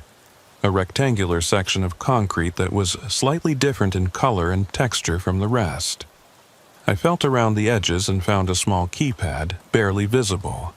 I entered the code, 1947. The panel clicked and lifted an inch. I pulled it up fully, revealing a metal staircase descending into darkness below. I turned on my flashlight and started down. The basement was larger than I'd expected. It wasn't just a small underground room, but a full facility. Multiple rooms connected by corridors, all of them filled with equipment I didn't recognize. Monitors showing data I couldn't interpret. Machines humming with power. And at the center of it all, in a large chamber, was something that looked like it came from a science fiction movie. It was a circular platform, maybe 20 feet in diameter, surrounded by towers of equipment covered in blinking lights and displays. The air around the platform shimmered and distorted, like heat waves rising off summer asphalt. And in the center of the platform was a tear, a literal rip in space through which I could see something else. Another version of the desert, another timeline. Another Station 19, this one occupied, with Border Patrol agents moving around, going about their business, completely unaware that they could be seen through this impossible window. This was it. This was the source of the fracture, the equipment that had torn reality apart and created Border Patrol Route 19. My radio crackled again. "You found it?" "Yeah," I said. "Now what? How do I destroy it?" "You don't, not directly. The equipment is designed to be self-sustaining. It draws power from the fracture itself, from the boundary between timelines. You can't just unplug it or smash it." "Then what's the point? Why did you tell me to come down here?" "Because there's a fail-safe. The engineers who built this, they knew it was dangerous. They knew it might spiral out of control, so they built in a shutdown sequence. If someone activates it, the equipment will reverse the process, close the fracture, seal the breach between timelines. And what happens to the road? What happens to Station 19? It collapses, ceases to exist. All the loops end. All the people trapped in them are released." There was something in his voice. Something he wasn't saying. Released how? Do they go back to their normal lives? Do they escape? Silence. "Tell me the truth," I said. "What happens to the people on the loops when the road collapses?" "They don't go back, Mason. They never existed on this road in our timeline. They exist in the fractured timeline, the one visible through that tear. When you close the fracture, you erase that timeline. Everyone in it ceases to exist. Including you, including me, including all the versions of ourselves that got trapped here, including the Border Patrol agents in that other timeline who think they're living normal lives." I stared at the tear in space, at the other Station 19 visible through it. I could see maybe a dozen people in there, living, working, completely unaware that their entire existence was a mistake, a glitch in reality. "How many people will die if I shut this down?" I asked. "I don't know. Dozens, maybe hundreds. Everyone who exists only in the fractured timeline. Everyone who got caught in the loops and couldn't escape. I can't do that. I can't kill that many people just to save myself. Then you'll stay on the loop forever. You'll drive these roads until you forget what it's like to exist anywhere else. You'll become like me, a ghost warning yourself not to make the same mistakes over and over for eternity." I looked around the chamber trying to find another option, trying to think of some way to close the fracture without erasing everyone trapped inside it. But I couldn't see one. The equipment was beyond my understanding. The science was too complex, and I was just a deputy sheriff from a small Texas county, way out of my depth. There has to be another way, I said. There isn't. I've had 15 years to think about it. 15 years trapped in this loop, driving the same roads, having the same conversations. There's only one way out, Mason, and it requires a choice you're not ready to make. I stood there for a long time, looking at that tear in reality, thinking about Jennifer, about the wedding we'd just had, about the life we were supposed to build together, about the photo in my locker showing her at my funeral. What happens if I don't shut it down? I asked.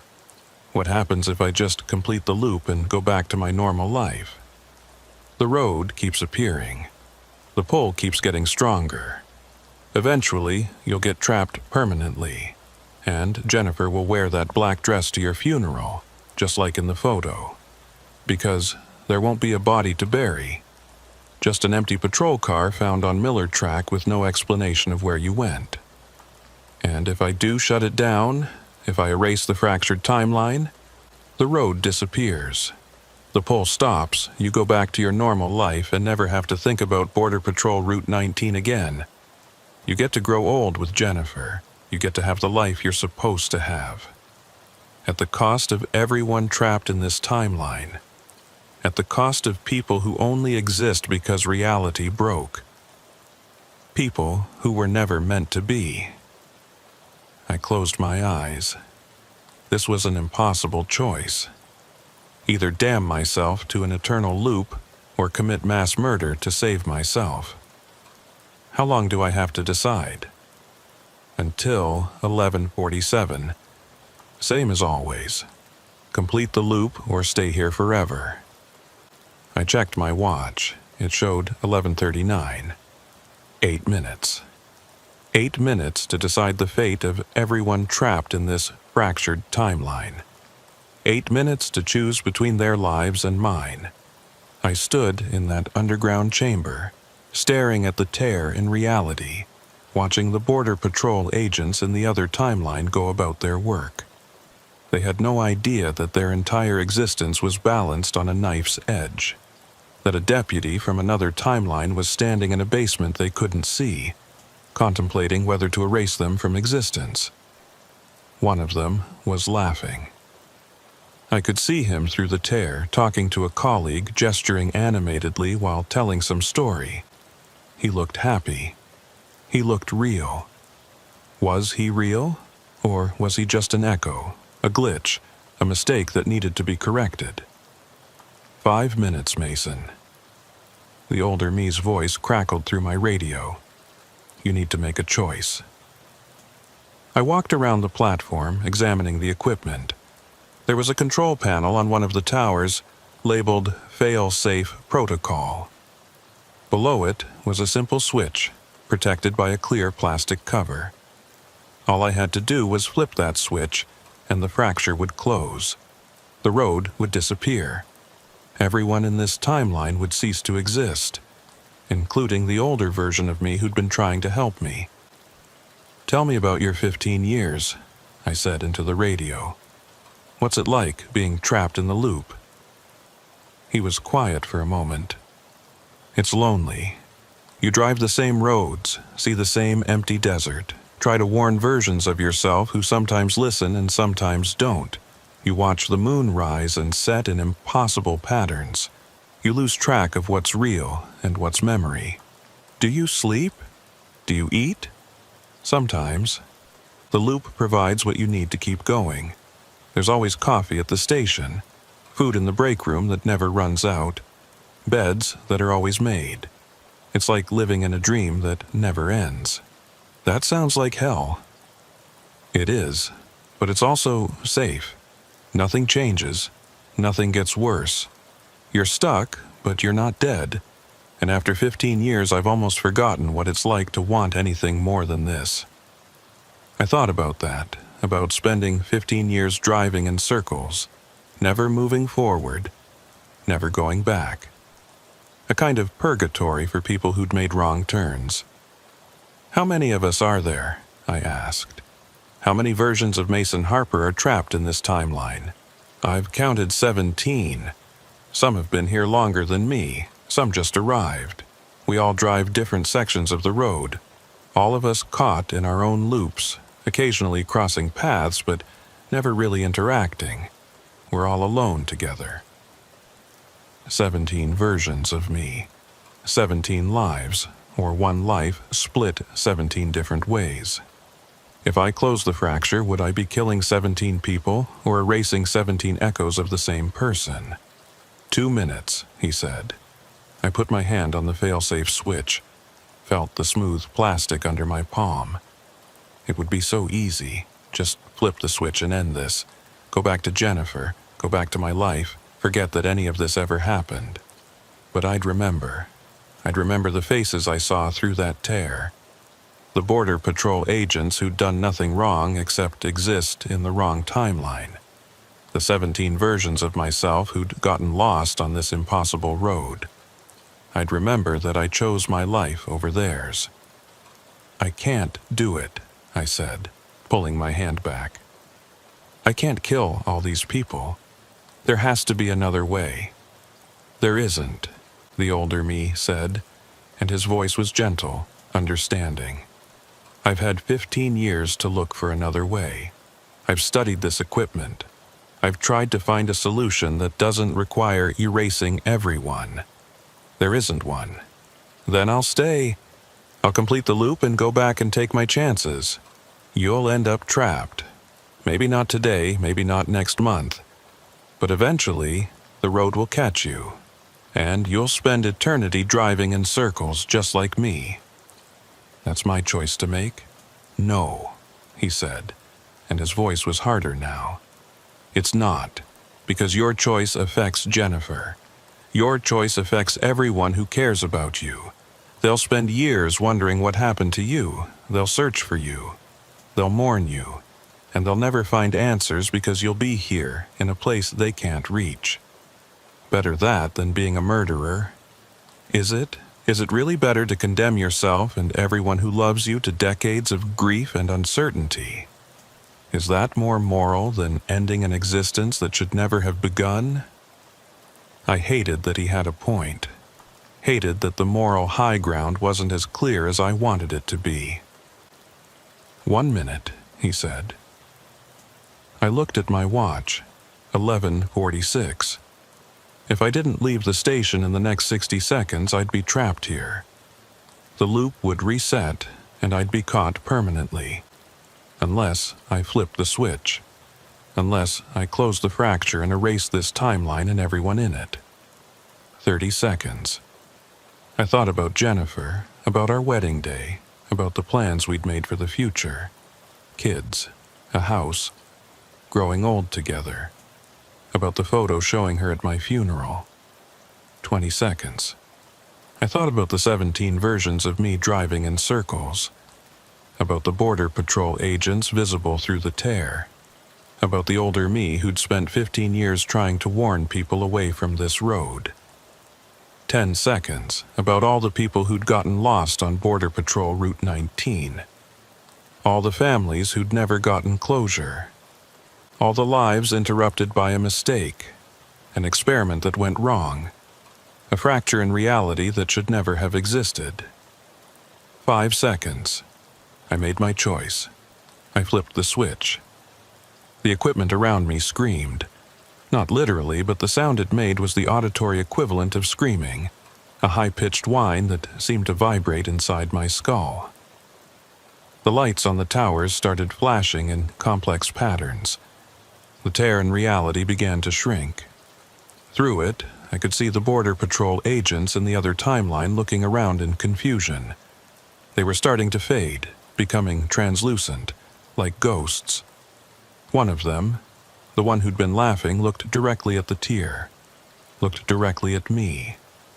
For a moment our eyes met, and I saw understanding in his face.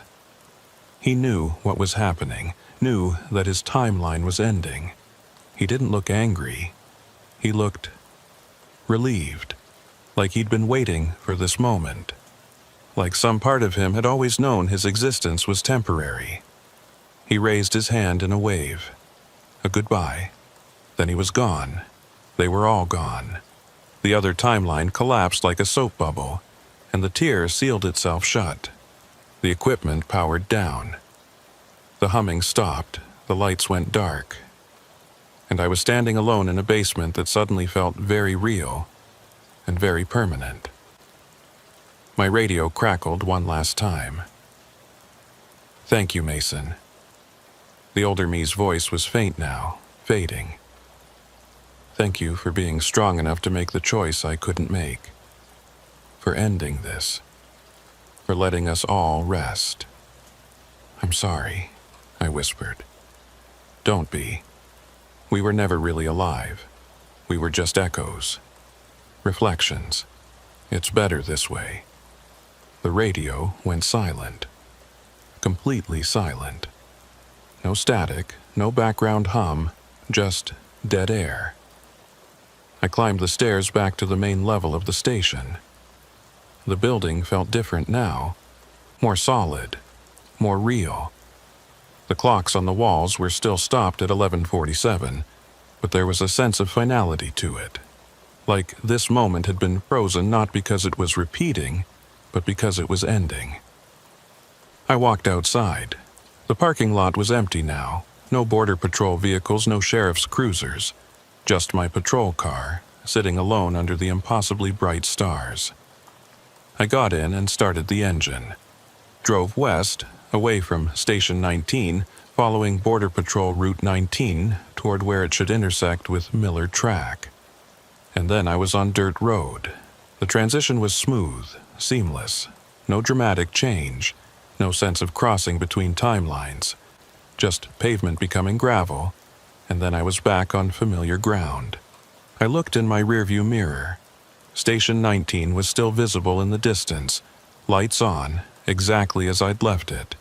But it was fading now, becoming transparent, like a mirage dissolving in the morning heat. Within seconds it was gone completely. And so was Border Patrol Route 19, just empty desert where the paved road had been. I grabbed my radio. "Dispatch, Unit 17. I'm back on Miller Track." "Copy that, Unit 17. Karen's voice was normal, professional, showing no sign that anything unusual had happened. "What's your status?" 10-8, continuing patrol." I checked my watch. It showed 11:52 p.m. Less than 5 minutes had passed since I'd turned on to Border Patrol Route 19. The entire experience in the fractured timeline, descending into the basement, examining the equipment, making the choice to close the fracture, had occurred in less time than it took to drive to the corner store. Time was strange near that fracture. But the fracture was gone now, sealed, erased from reality, along with everyone who'd existed only within it. I drove the rest of my shift on autopilot, my mind replaying everything that had happened.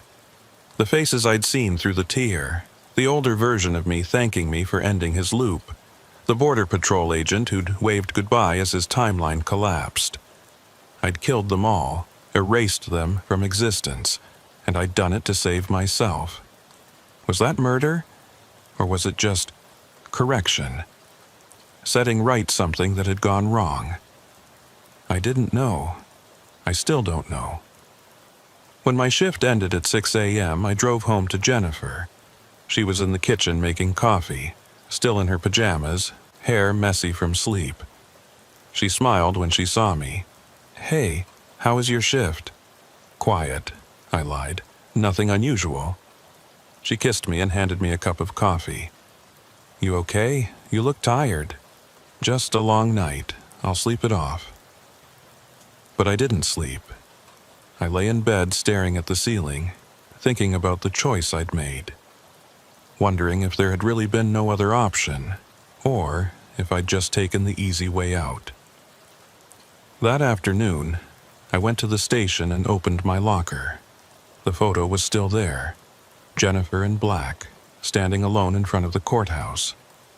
But as I watched, the image began to fade. The colors bleached out, the details blurred, and within seconds the photo was completely blank. just an empty piece of photo paper. The timeline where I died on Border Patrol Route 19 and had been erased. The future where Jennifer attended my funeral no longer existed. By closing the fracture, I'd changed my own fate. I should have felt relieved, grateful. I'd saved my own life and secured my future with Jennifer. Instead, I felt hollow. Over the next few weeks, I kept waiting for consequences. For some sign that what I'd done had cosmic repercussions, that erasing a timeline full of people would somehow come back to haunt me. But nothing happened. Life went on normally. I worked my shifts, came home to my wife, started thinking about the future we'd build together. And every time I drove past that 8-mile mark on Miller Track, I'd slow down and look for any sign of Border Patrol Route 19. But there was nothing. Just empty desert. The road was truly gone. In June, Jennifer told me she was pregnant.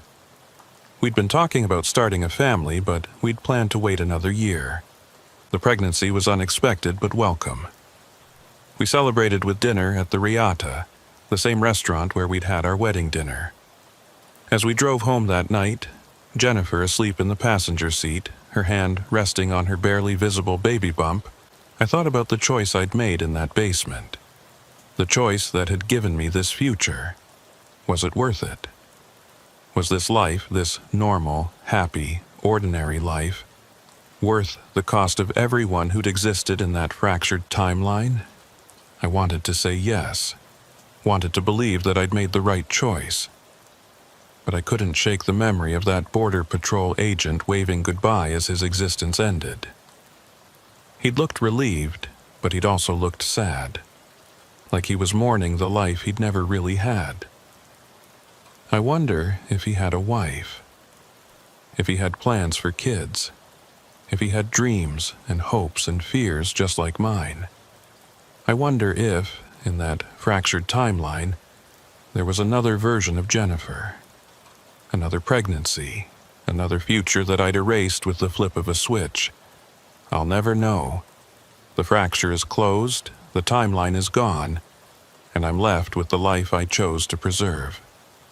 Most days I can live with that. I can focus on Jennifer and our baby and the future we're building. I can push down the guilt and the questions and the memory of faces fading into nothingness. But some nights, when I'm lying awake at 3 a.m. listening to Jennifer breathe beside me, I think about Border Patrol Route 19, about the road that doesn't exist anymore, about the 17 versions of me that I erased, about the older me who spent 15 years trapped in a loop before I ended him. And I wonder, if I could go back, if I could make that choice again, would I do the same thing?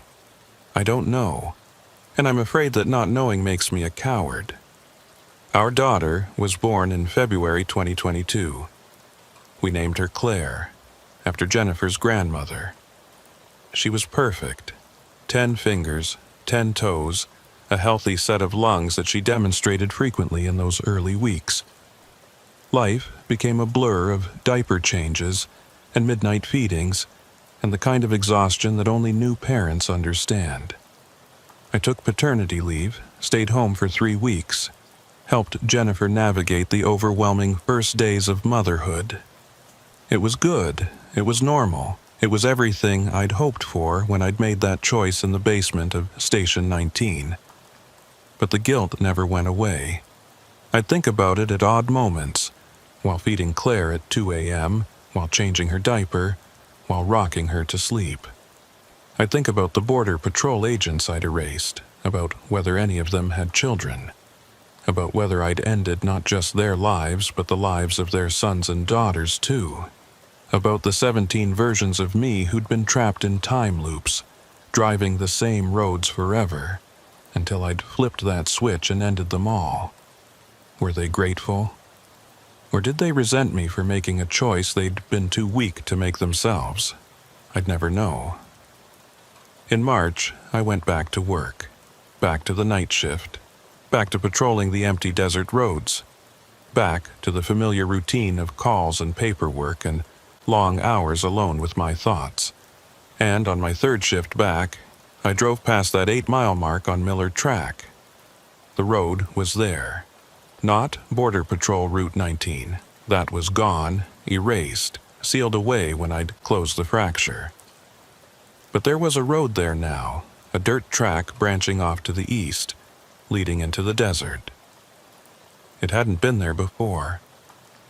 I'd driven past this spot countless times since last April, and there had never been anything but empty scrubland.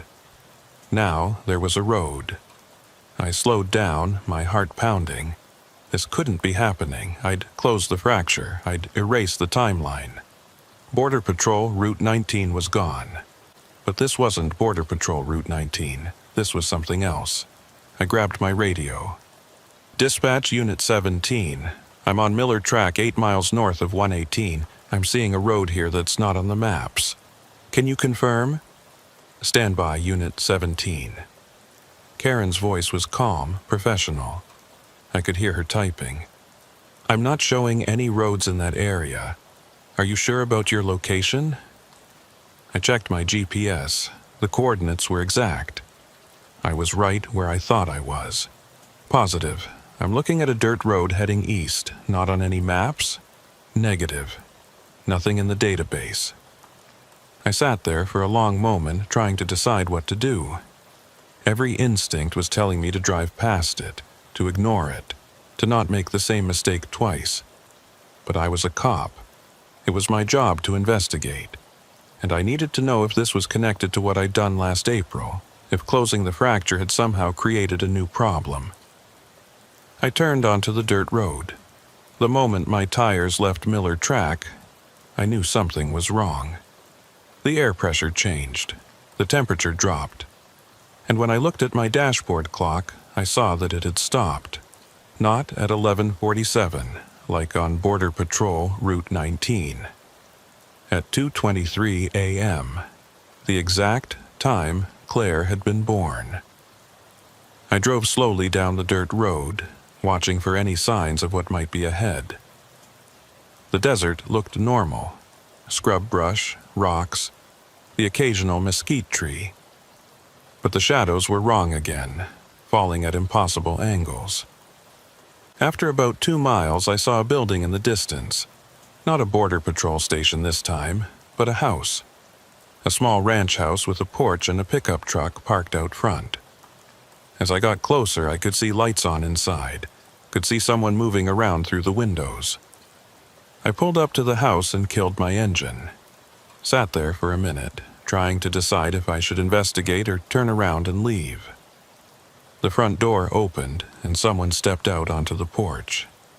It was me. Not the older version from Border Patrol Route 19. Not a future me or a past me. Just me. Looking exactly the way I looked now. Wearing civilian clothes, holding a cup of coffee. He waved. Took you long enough. I've been waiting for you. I got out of my cruiser slowly, my hand near my service weapon. Who are you? I'm you, Mason, or rather, I'm the version of you who didn't close the fracture. The version who chose to stay on the loop instead of erasing everyone. I felt my stomach drop. That's not possible. There was only one choice. I made it. That timeline is gone. Is it? He took a sip of his coffee and leaned against the porch railing. When you close the fracture, you collapsed one timeline, but quantum mechanics suggests that every choice creates a branch. A new timeline where the opposite choice was made. You're saying there's a timeline where I didn't flip that switch? Not just one timeline, infinite timelines. In some, you closed the fracture. In others, you didn't. In some, you never found Border Patrol Route 19 in the first place. Every possible outcome exists somewhere. I climbed the porch steps and stood facing him, looking at my own face, my own body, seeing the same exhaustion and guilt I felt reflected back at me. So, what happened to you? I asked. In your timeline? I chose not to close the fracture, chose to complete the loop and go back to my life. And for a while, it was okay. I married Jennifer, we had Claire, everything was normal. For a while, the pull never stopped. The road kept calling me back. And eventually, 6 months after Claire was born, I got trapped permanently. I've been on the loop for 3 years now, driving the same roads, living the same moments over and over. He gestured to the house behind him. This is my loop, this moment. The last time I was truly happy, before I realized I'd never escape. Before I understood what I'd given up by trying to take the moral high ground. So you're telling me I made the right choice? That I should feel good about erasing all those people? I'm not telling you anything. I'm just showing you what the alternative looks like. You chose to close the fracture and live with the guilt. I chose to keep it open and live with the consequences. Neither of us is happy, Mason. Neither of us found a good solution. I looked at the house. Through the windows I could see more of him. Different versions, all living in their own loops, all trapped in moments they couldn't escape. Some were holding baby Claire. Some were kissing Jennifer. Some were just sitting alone, staring at nothing. How many of us are there? I asked. Too many to count. Every version that found Border Patrol Route 19 and made a choice. We're all here, all existing in our own loops, all living with the consequences of our decisions. And the ones who closed the fracture, the ones like me, they're not here, they escaped. They went back to their normal lives, but they carry the guilt forever. They remember what they did, and it eats at them in ways they can't explain to anyone. He finished his coffee and set the cup on the porch railing. You came here looking for answers, for some way to know if you made the right choice. But there is no right choice, Mason. There's just choices and consequences. You chose to save yourself and your family at the cost of everyone in that fractured timeline.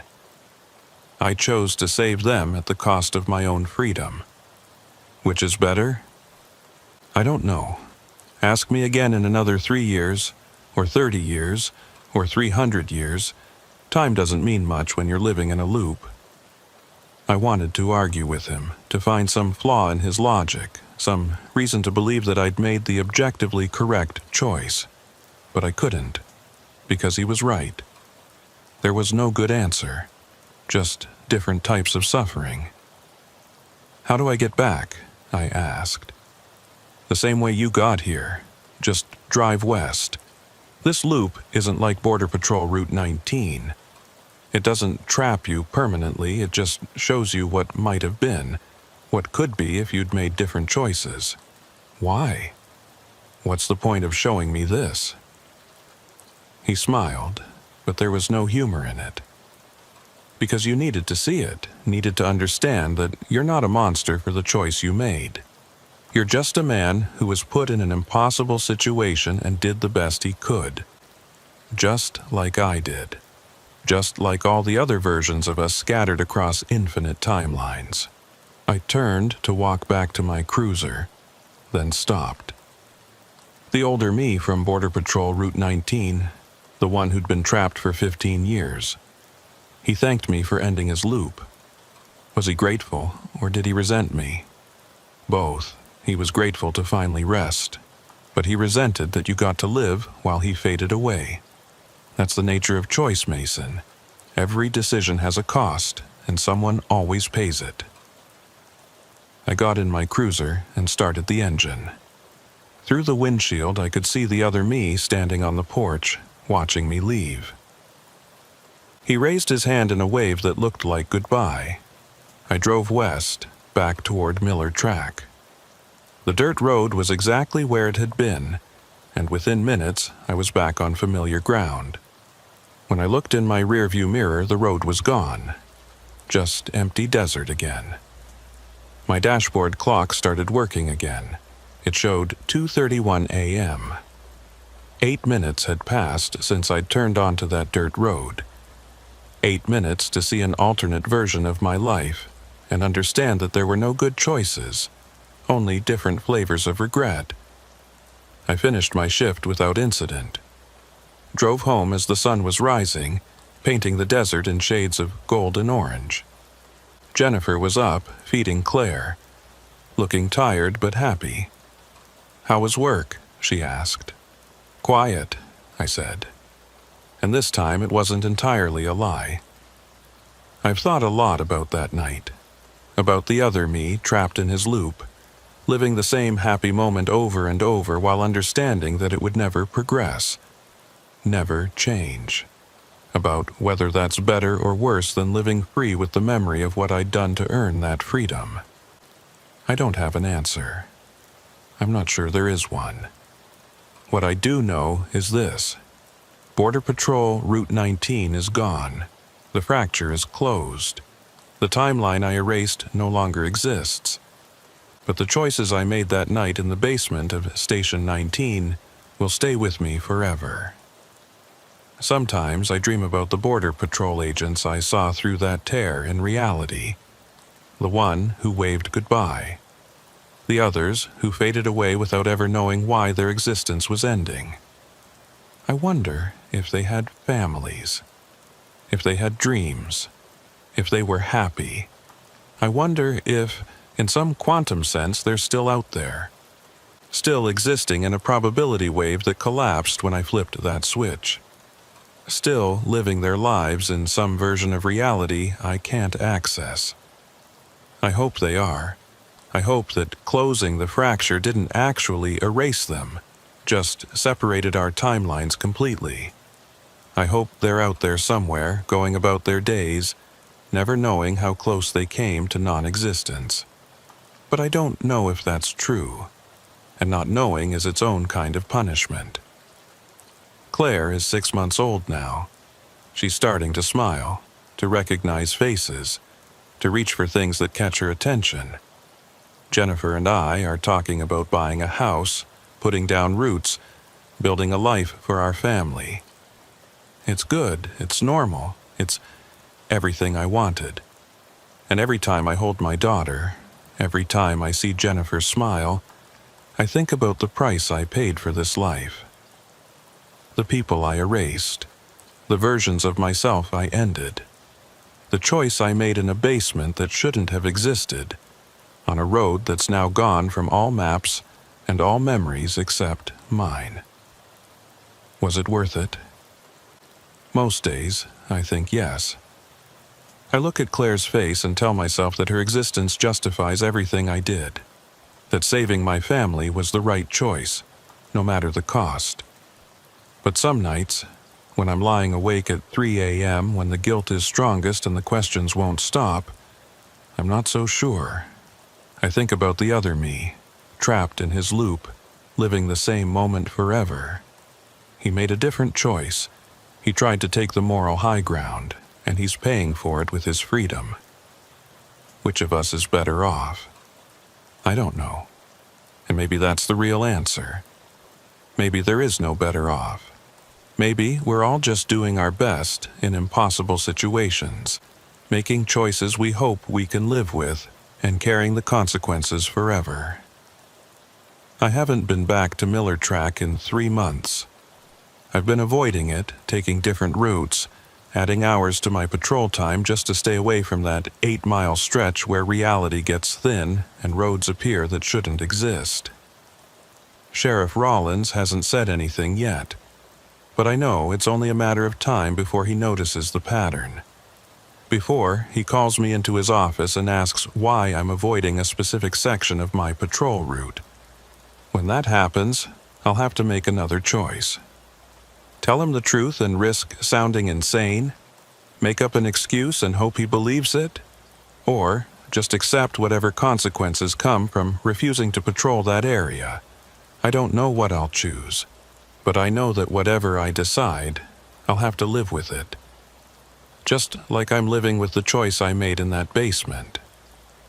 Just like all the versions of me scattered across infinite timelines are living with their choices. That's the thing about being human. About having free will. Every choice creates a branch. Every decision splits reality. And somewhere, in some timeline, some version of you is living with the consequences of choosing differently. I closed the fracture. I erased a timeline. I saved my family and myself. And I'll carry the weight of that choice for the rest of my life. That's my story. That's what happened when I found the patrol road that shouldn't exist. Believe it or don't, I don't care. I just hope you never find a road like that. Never have to make a choice like the one I made. Because once you've stood at that crossroads, once you've seen the branching timelines and understood the cost of every decision, you can never quite believe in simple answers again. You learn that every choice is a kind of murder. Every path taken means infinite paths not taken. Every life saved means other lives sacrificed. And you learn to live with that knowledge, carrying it like a stone in your chest, feeling its weight with every breath. That's what I learned on Border Patrol Route 19. That's what I learned in the basement of Station 19 when I flipped that switch. That's what I'm still learning every day as I watch my daughter grow and my wife smile and my life unfold exactly the way I chose. The road is gone, the fracture is closed, the timeline is erased, but the choice remains, forever. And so do I.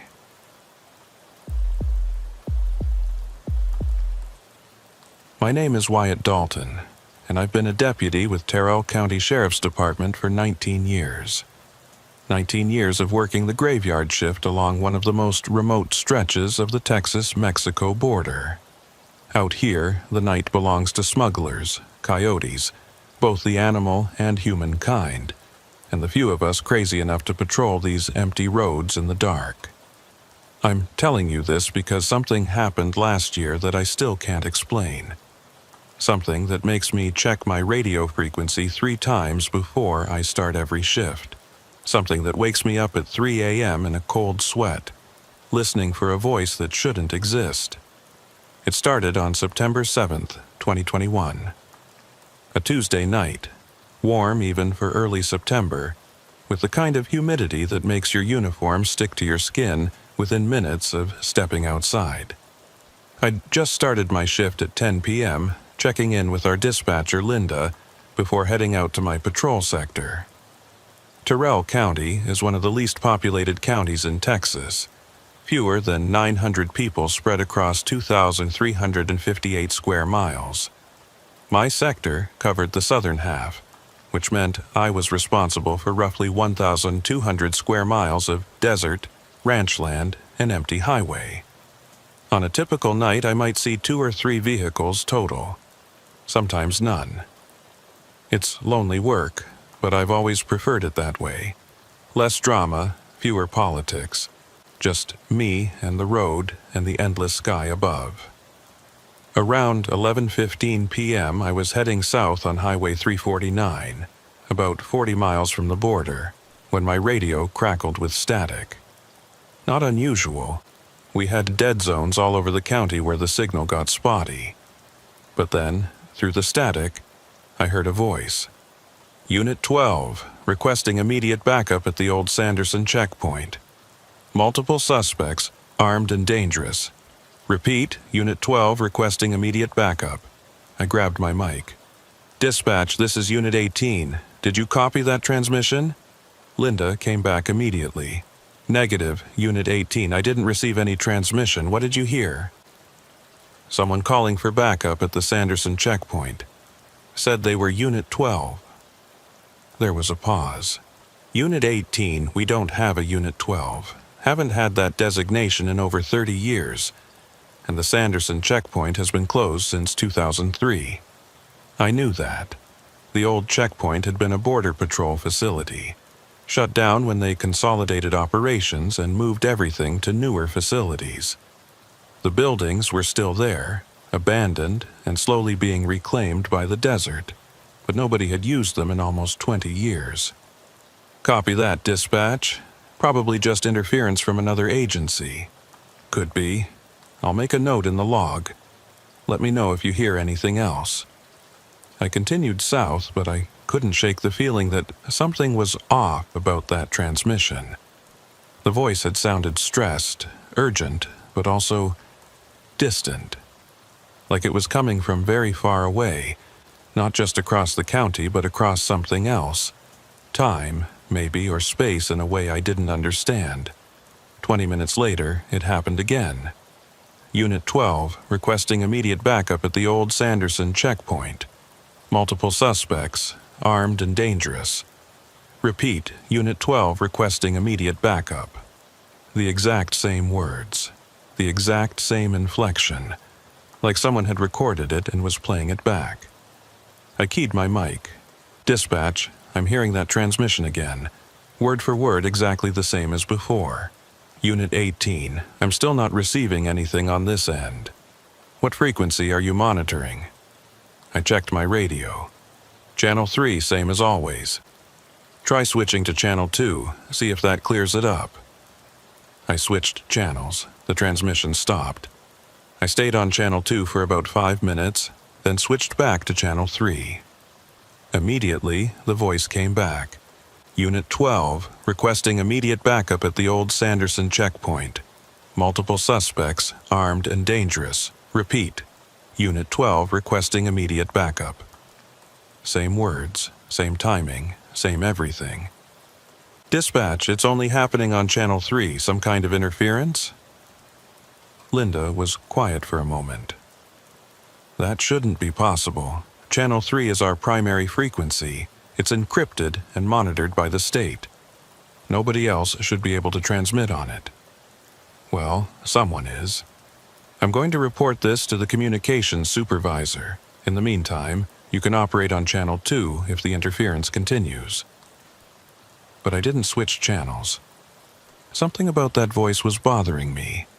The urgency was real. I'd been a cop long enough to recognize genuine distress, but the repetition was wrong. Nobody calls for backup using the exact same words and phrasing multiple times. You'd update your status, provide new information, get increasingly desperate or angry or scared. This voice just repeated, like a recording or a loop. Over the next hour, I heard the transmission 7 more times. Always the same words, always the same tone, always exactly 3 minutes and 42 seconds apart. I timed it. Between each transmission, there was exactly 3:42 of silence. Then the call would repeat. Not 3:41, not 3:43, exactly 3:42 every single time. Around 1 a.m., I made a decision. I was about 50 miles from the old Sanderson checkpoint. It would take me 30 minutes to get there, and I'd be way outside my normal patrol area. But I needed to know what was causing these transmissions. Dispatch, Unit 18. I'm going to check out the old checkpoint. See if there's any equipment out there that might be causing interference. Copy that, Unit 18. Be advised, you're going to be outside your sector. I'll notify Unit 9 to cover your area. 10-4. I headed east on Route 90, then south on a series of increasingly rough dirt roads that led to the abandoned checkpoint. The area had been remote even when the facility was operational. Now, with the buildings empty and the roads unmaintained, it felt like driving to the edge of the world. The transmission continued every 3:42. I started counting down in my head, predicting when the next one would come. Sure enough, right on schedule. Unit 12 requesting immediate backup at the old Sanderson checkpoint. Multiple suspects, armed and dangerous. Repeat, Unit 12 requesting immediate backup. As I got closer to the checkpoint, I expected the signal to get stronger, clearer. But it didn't. It stayed at the same volume, the same quality, like the source wasn't actually getting any nearer. At 1:47 a.m., I arrived at the old checkpoint. The facility consisted of 3 buildings, a main operations center, a vehicle inspection bay, and what had probably been a detention facility. All of them were in various stages of decay. Windows broken, doors hanging off hinges, desert plants growing up through cracks in the pavement. I pulled up to the main building and left my headlights on, illuminating the entrance. The place looked deserted, exactly as I'd expected. No vehicles, no signs of recent activity, no equipment that might be transmitting radio signals. I grabbed my flashlight and got out of the cruiser. The night air was still warm, but there was something about the silence that made me shiver. Out here, you usually heard coyotes, or insects, or the wind through the scrub brush. But this place was dead quiet, like sound itself had been swallowed up by the abandoned buildings. My radio crackled. Unit 12, requesting immediate backup at the old Sanderson checkpoint. Multiple suspects, armed and dangerous. Repeat, Unit 12 requesting immediate backup. The transmission was coming at the usual 3:42 intervals, but now that I was actually at the checkpoint, I could hear something else underneath the words. A sound like wind, or static, or breathing, something alive mixed in with the recording. I walked toward the main building, my flashlight beam cutting through the darkness. The door was ajar, hanging at an angle from one remaining hinge. I pushed it open and stepped inside. The interior was what you'd expect from a building that had been abandoned for almost 20 years. Dust everywhere. Debris on the floor, graffiti on the walls, old furniture overturned and broken. Nature slowly reclaiming what humans had built. But in the center of the main room, incongruous and impossible, was a radio base station. Not old equipment from 2003, but a modern unit, sitting on a desk that looked like it had been set up recently. The radio was on, lights blinking, and as I watched, it transmitted. Unit 12, requesting immediate backup at the old Sanderson checkpoint. Multiple suspects, armed and dangerous. Repeat, Unit 12 requesting immediate backup. The sound came from the radio's speaker, but also from my handheld unit clipped to my belt. Stereo transmission echoing in the empty room. I walked over to the desk. The radio was plugged into a portable generator that was humming softly in the corner. Someone had been here recently. Someone had set this up. I examined the radio unit. It was a standard law enforcement model, similar to what we used at the station, but the frequency display was wrong. It showed channel 3, our primary frequency, but the numbers beneath it were flickering, changing constantly like they couldn't quite lock onto a single setting. On the desk next to the radio was a logbook. I opened it. The first entry was dated September 1st, 2021, 6 days ago. The handwriting was shaky, barely legible. Day 1. Set up radio at checkpoint. Testing transmission range, need to make contact. Need them to know what happened here. Day 2. Transmission successful, repeating on 3:42 intervals. They need to understand. They need to send backup before it's too late. Day 3. Why isn't anyone responding? Can't they hear me? I'm calling for backup. There are too many of them, armed and dangerous. Need help now. Day 4. Still no response. The transmission is working. I can hear it on my receiver, but nobody comes. Nobody helps, just like before, just like the night it happened. Day 5. Tried changing the interval. Tried changing the message. Nothing works. They don't hear me. Or they hear me but don't believe me. I'm trapped here, trapped in this moment. Repeating the last thing I said before, the entry ended there. No day 6. No explanation of what before meant.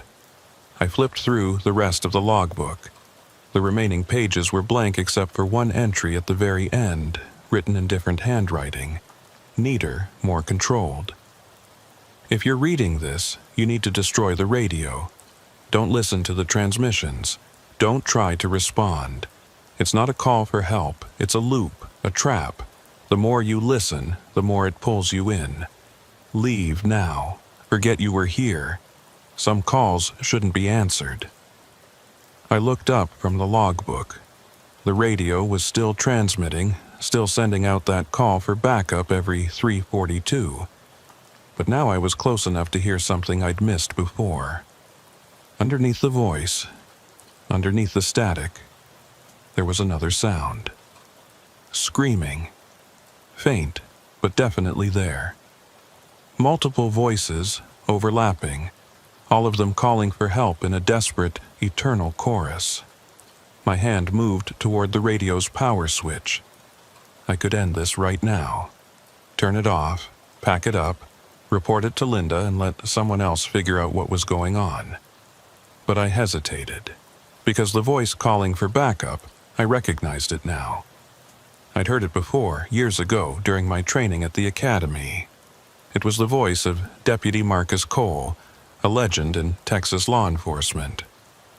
He'd worked Terrell County back in the 90s, known for his dedication, his courage, and his tragic death. Marcus Cole had died in '97 at the old Sanderson checkpoint. He'd been investigating a smuggling operation, called for backup, and been ambushed before help could arrive. They found his body 3 days later, along with evidence of a shootout. The smugglers were never caught. That was 24 years ago. And somehow, his last radio transmission was still playing. Still calling for help that would never come. Still trapped in the moment of his death, repeating forever on a frequency that shouldn't exist. I grabbed my radio. "Dispatch, Unit 18. I'm at the old checkpoint. I found the source of the interference. It's a radio unit. Appears to have been set up recently. But there's something wrong here. Something really wrong." Linda's voice came back, but it was distorted, breaking up. "Unit, say again, not, you clearly. Dispatch, do you copy? I'm at the checkpoint. I found static. Pure static. No voice underneath." I tried again. "Dispatch, this is Unit 18. Please respond." Nothing. Just static and that underlying sound of screaming. My watch showed 2:03 a.m. I'd been in the building for 16 minutes, but my patrol car's clock, visible through the broken window, showed 1:51 a.m. I'd lost 12 minutes somewhere, or gained them. Time wasn't working right here. I looked back at the radio. It was still transmitting Marcus Cole's voice, still calling for backup. But the interval had changed. It was no longer 3:42 between transmissions. Now it was 2:15, and getting shorter with each cycle. 2:15, 1:48, 1:21, 0:54. The transmissions were speeding up, compressing, like something was winding tighter and tighter, building toward some kind of breaking point. And underneath Marcus Cole's voice, I could now hear other voices, other officers. Other calls for help from other times, all of them layered on top of each other, all of them trapped in their final moments. I recognized some of them. Deputy Sarah Martinez, killed in 2003 during a traffic stop. Sheriff Tom Blackwell died of a heart attack while chasing suspects in 2010. Officer James Rivera, ambushed during a drug raid in 2015. All of them calling for help. All of them trapped in loops. All of them broadcasting on a frequency that connected their deaths across decades. The interval between transmissions was down to 30 seconds now. Then 20. Then 10.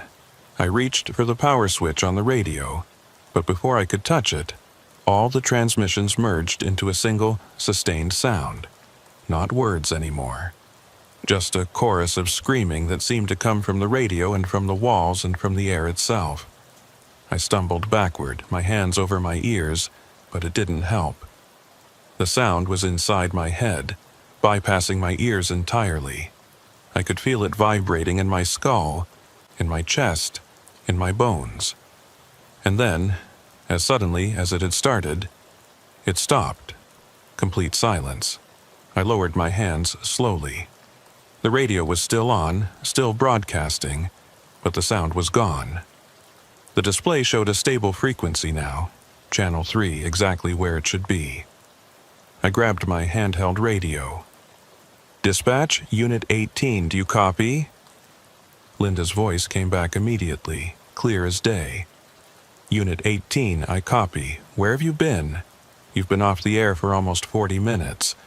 I was about to send someone to check on you. 40 minutes. I looked at my watch. It showed 2:06 a.m. I'd been in the building for 19 minutes. But according to Linda, I'd been out of contact for 40. Dispatch, I'm at the old Sanderson checkpoint. I found a radio unit here that's been transmitting on our frequency. I need to report this as evidence.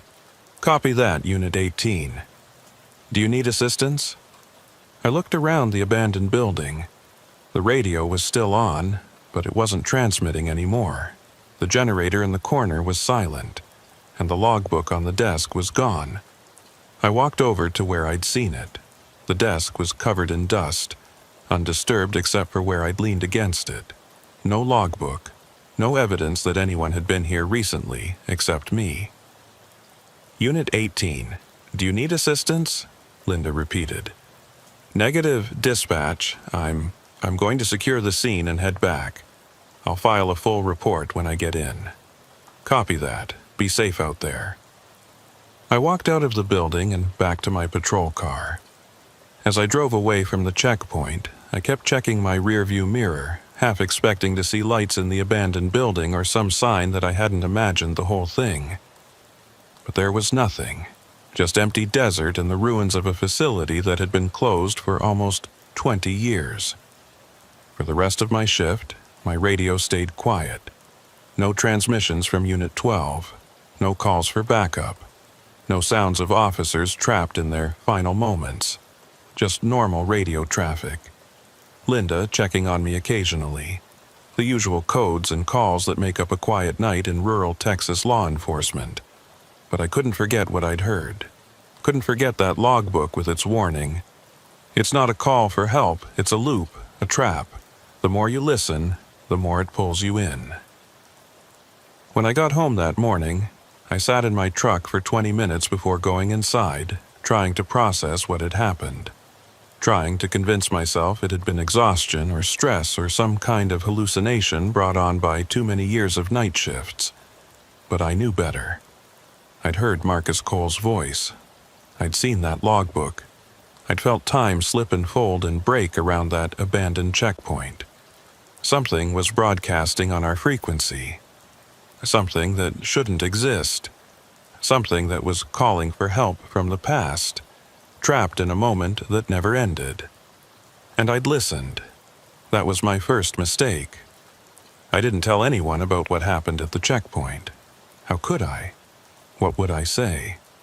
That I'd heard dead officers calling for help on a radio that shouldn't work. That I'd lost time in an abandoned building. That a logbook had appeared and disappeared like a ghost. They'd put me on psychological leave at best. Force me into early retirement at worst. So I kept it to myself. Filed a report about finding old radio equipment at the checkpoint and recommending the site be secured. Went about my regular shifts like nothing had happened. But I couldn't stop thinking about it. Every shift, I'd monitor Channel 3 listening for that transmission. For 3 weeks, there was nothing. Just normal radio traffic. But I kept waiting, kept anticipating that moment when Marcus Cole's voice would break through the static and call for backup that would never come. In late September, I started researching. Used my days off to dig through old case files, accident reports, anything I could find about law enforcement officers who'd died in Terrell County over the past 50 years. The list was longer than I expected. 12 officers killed in the line of duty since 1970. Dozens more who'd died of natural causes, accidents, or suicide. Each one had a file, a story, a final moment. I was looking for patterns, trying to understand why Marcus Cole's transmission had been the one looping, why his voice was the one trapped. But the more I researched, the less sense it made. Marcus Cole had been a good cop, decorated, respected, loved by his colleagues. His death in D7 had been investigated thoroughly. The smugglers he'd been pursuing were never caught, but there was no evidence of a cover-up or conspiracy. Just a deputy, 20 years who'd been in the wrong place at the wrong time, who'd called for backup and died before it arrived. A tragedy, but not unusual. Not something that would create a temporal loop or a broadcasting anomaly or whatever the hell I'd experienced at that checkpoint. Unless his death itself wasn't the cause. Unless something else had happened at that checkpoint. Something that went beyond one man's tragic end. I expanded my research. Started looking into the checkpoint's history before it closed. Found maintenance records, incident reports, personnel files. Most of it was mundane. Routine inspections, minor repairs, the usual bureaucratic paperwork that accumulates in any government facility. But then I found something interesting. In 2002, a year before the checkpoint closed, there had been a series of strange incidents. Equipment malfunctions. Radio interference. Officers reporting feeling disoriented or losing time while working there. Nothing dramatic enough to warrant a full investigation, but enough that the facility supervisor had filed multiple complaints with the state. Those complaints had been dismissed as equipment failure or human error, and a year later, the checkpoint was shut down as part of a broader consolidation effort. But what if it hadn't been equipment failure? What if something had been wrong with the location itself? What if the checkpoint had been built on some kind of weak spot, some place where time and space didn't quite work the way they should?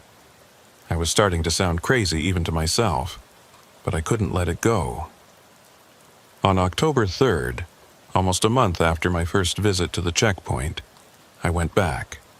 I told myself I was just doing a follow-up inspection, making sure the site was secure, documenting the old equipment before it was removed. All legitimate reasons for a deputy to visit an abandoned facility. But the truth was, I needed to know if it would happen again. If I'd hear those transmissions. If time would slip and fold the way it had before. I arrived at the checkpoint around 11 p.m. The buildings looked exactly the same, decrepit, empty, slowly collapsing under the weight of neglect. I parked in the same spot I'd used last time and sat there for a moment listening to my radio. Normal traffic. Linda checking in with other units. Nothing unusual. I got out and walked toward the main building. As I approached, I felt it. That same wrongness I'd felt last time. The air was too still, too quiet. The silence was oppressive, like the desert itself was holding its breath. I pushed open the door and stepped inside. The radio base station was still there, still in the center of the room, still connected to the generator, exactly where I'd seen it a month ago. But that was impossible. I'd reported the equipment. The county should have sent someone to remove it. Unless my report had been lost or ignored or... The radio crackled to life. Unit 12, requesting immediate backup at the old Sanderson checkpoint. Multiple suspects armed and dangerous. Repeat, Unit 12 requesting immediate backup. Marcus Cole's voice. The same words, the same desperate urgency. But this time, there was something different. The voice was degraded, distorted, like an old recording that had been played too many times. Some of the words were stretched, others compressed. The timing was off. Unit, requesting, backup, checkpoint, armed, help. The transmission fragmented further. Individual words separated by static. And underneath it, I could hear those other voices again. The chorus of dead officers calling for help across decades. I walked over to the radio. The display was flickering wildly, showing dozens of different frequencies scrolling through channels so fast I couldn't track them. And the power cord wasn't plugged into the generator anymore. It was just hanging loose, touching nothing. The radio was broadcasting without power. "This isn't real," I said aloud. "This can't be real."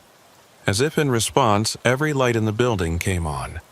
Not the overhead fluorescents, which hadn't worked in years, but emergency lights, exit signs, even the indicator lights on ancient equipment that should have been long dead. Everything blazed to life at once, turning the dark interior into a harsh, over-bright space where shadows couldn't exist. And in that light, I saw them. Figures, dozens of them, standing throughout the building. Not solid, more like after-images, outlines of people superimposed on the present. Some were wearing old-style law enforcement uniforms from the 70s or 80s. Others wore more modern gear. All of them were frozen in mid-action, like photographs brought to three-dimensional life.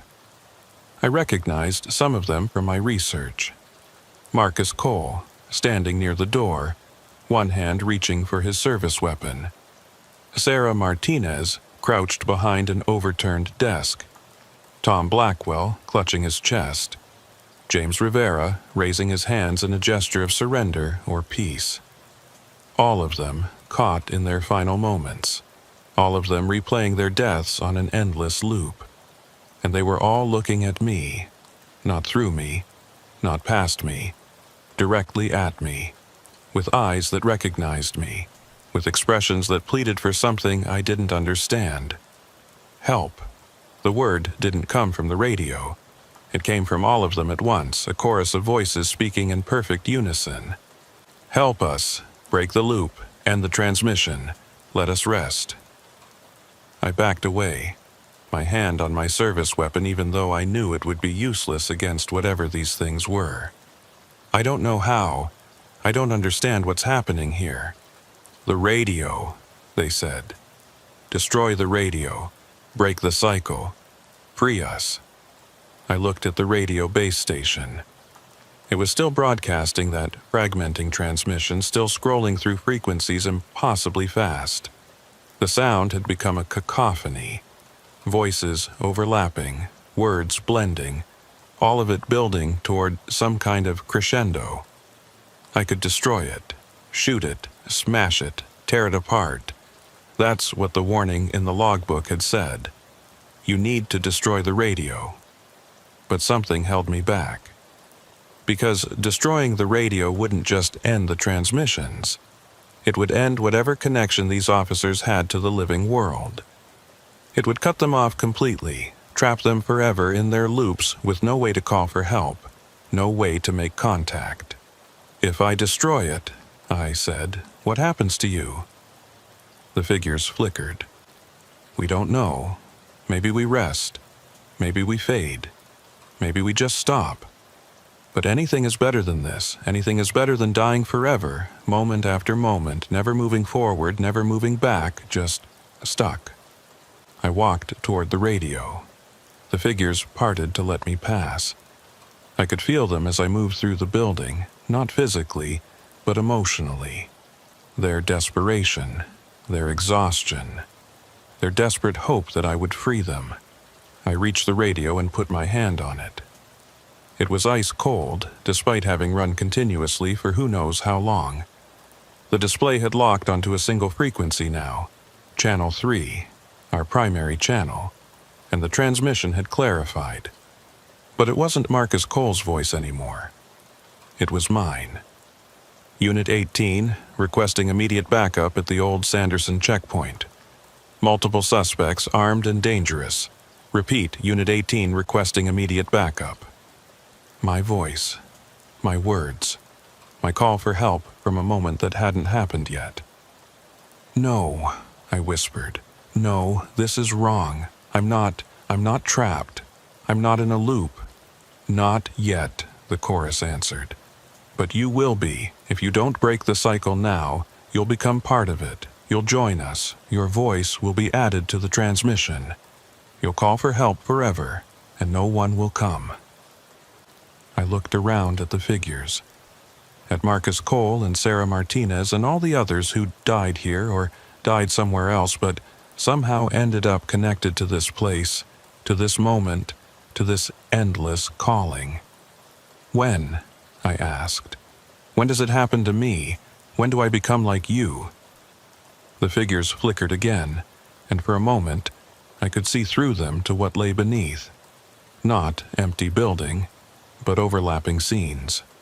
The checkpoint as it had been in 1987, as it had been in 2003, as it was now. All of them existing simultaneously. All of them real. All of them happening at once. Time doesn't work right here, they said. The loop exists outside normal causality. Past and future blur together. If you're here now, you've always been here. You'll always be here unless you break the cycle. My hand tightened on the radio. I could feel it vibrating under my palm, could feel the wrongness emanating from it like heat from a fire. This device wasn't just broadcasting signals, it was a focal point, a nexus where all these deaths intersected. Destroying it might free these officers, or it might trap them more completely, or it might do nothing at all except add my own death to the collection. I need to know, I said. If I destroy this, will you truly be free, or will you just vanish? The figures were silent for a long moment. Then one of them stepped forward. Marcus Cole, more solid than the others, his features clearer. I don't know, he said, and his voice was his own now, not part of the chorus. I've been calling for backup for 24 years, Deputy Dalton.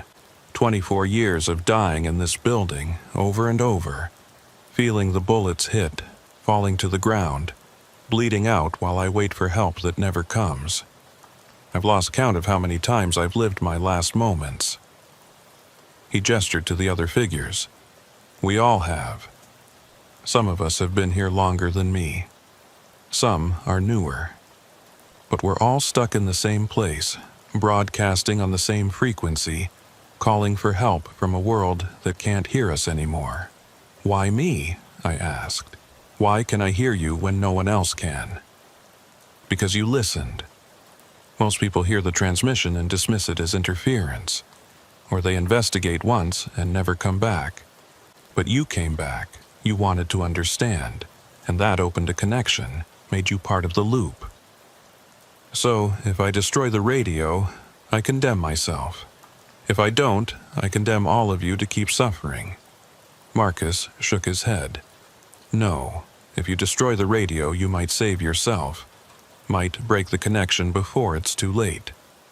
But you'll leave us here, trapped forever.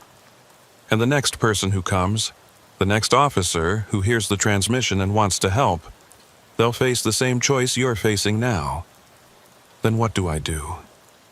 He smiled, but it was sad, resigned. That's not for me to tell you. I made my choice 24 years ago when I came to this checkpoint alone, when I called for backup and tried to be a hero. You have to make yours.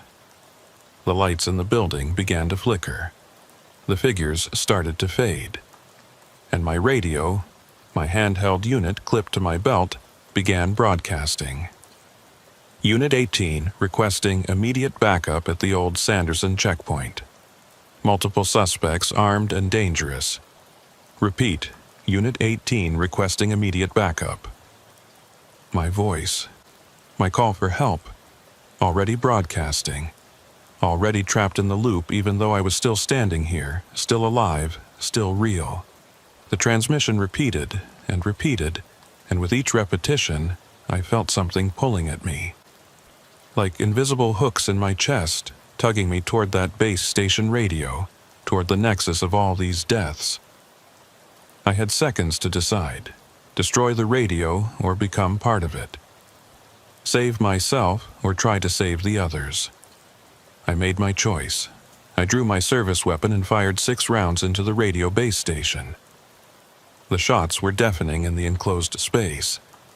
The radio exploded in a shower of sparks and shattered plastic. The display went dark. The transmission cut off mid-word, and the figures vanished.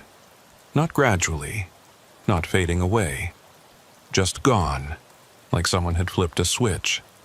The lights went out, plunging the building back into darkness. I stood there in the silence, my ears ringing from the gunshots, my gun still raised, breathing hard. My handheld radio crackled. Unit 18, we heard shots fired. What's your status? Linda's voice. Normal, present, real. I holstered my weapon with shaking hands. Unit 18, 10-4. I'm okay. Had to destroy some equipment. False alarm. Everything's under control. Copy that. Do you need backup? I almost laughed. Backup. That's what had started all of this. Officers calling for backup, dying while they waited, getting trapped in loops that repeated their final moments forever. Negative, dispatch, I'm heading back. Unit 18, 10-8. I walked out of the building and got into my patrol car. Started the engine. Drove away from the checkpoint without looking back. For 3 days, I convinced myself I'd done the right thing. I'd destroyed the radio. I'd broken the loop. I'd saved myself from becoming another voice in that endless transmission. But on the 4th night, during my regular patrol, my radio crackled with a familiar sound. Unit 18, requesting immediate backup at the old Sanderson checkpoint. Multiple suspects, armed and dangerous. Repeat. Unit 18 requesting immediate backup. My voice, still broadcasting, still calling for help. The radio hadn't been the source. It had just been a receiver, an amplifier. The real loop existed somewhere else, somewhere I couldn't reach with bullets or violence or any physical intervention. And I'd just condemned myself to join it. After I heard my own transmission for the first time, I didn't sleep for 3 days. I'd lie in bed, staring at the ceiling, listening to the silence and waiting for that voice, my voice, to break through somehow, to manifest in my house, in my head, in the air around me. It didn't. The transmission only came through on Channel 3 during my shifts when I was actually patrolling, like it was tied to the act of doing my job, of being a deputy in Tyrrell County. I could have requested a transfer, could have quit, could have walked away from law enforcement entirely and never worked another shift in my life. But that felt like cowardice. And more importantly, I didn't think it would matter. Whatever connection had been established between me and that loop, between my present and my future, it wasn't going to be broken by something as simple as changing jobs. So I kept working, kept patrolling, kept listening to my own voice call for backup every shift. At first, it followed the same pattern as Marcus Cole's transmission had, repeating every 342 exactly the same words each time. But over the following weeks it started to change. The interval shortened. 342 became 330, then 315, then 3 o'clock, and the transmission itself started to degrade. Words dropped out or got repeated. The background noise increased, static, wind, something that sounded like breathing or crying. Unit, backup, checkpoint, armed, help me, please, someone. By November, I was hearing it every 2 minutes. The words were barely intelligible, just fragments of my voice mixed with static and that underlying sound of distress. And I started losing time. It would happen during my shifts. I'd be driving my patrol route, everything normal, and then I'd blink and suddenly I was somewhere else, miles away from where I'd been. 20 minutes gone from my memory. Half an hour. Once, almost 2 hours. Linda noticed. Unit 18, you've been off the air. Everything okay? Yeah, just lost signal. I'm fine. But I wasn't fine. I was slipping. Falling into that loop, bit by bit, moment by moment. And I couldn't figure out how to stop it. I went back to the checkpoint. Not to destroy anything. I'd learned that lesson, but to understand. To see if I could find any clue about what was really causing this, how it worked, whether there was any way to escape it. The main building was exactly as I'd left it. The destroyed radio still sat on the desk, its shattered components spread across the floor. But now there were other things too. Personal items I didn't remember seeing before. A wallet with Marcus Cole's ID, Sarah Martinez's badge, Tom Blackwell's watch stopped at 10:47, James Rivera's wedding ring, and my own hat, the one I'd been wearing during my first visit to the checkpoint, the one I thought I'd lost somewhere else entirely. These were anchors, objects that tied each officer to this place, to this loop.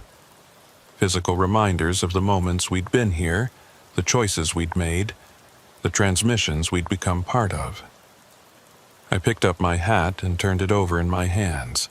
It felt normal, solid, real, but somehow it had crossed from my timeline into this place, this nexus of deaths and loops and trapped moments.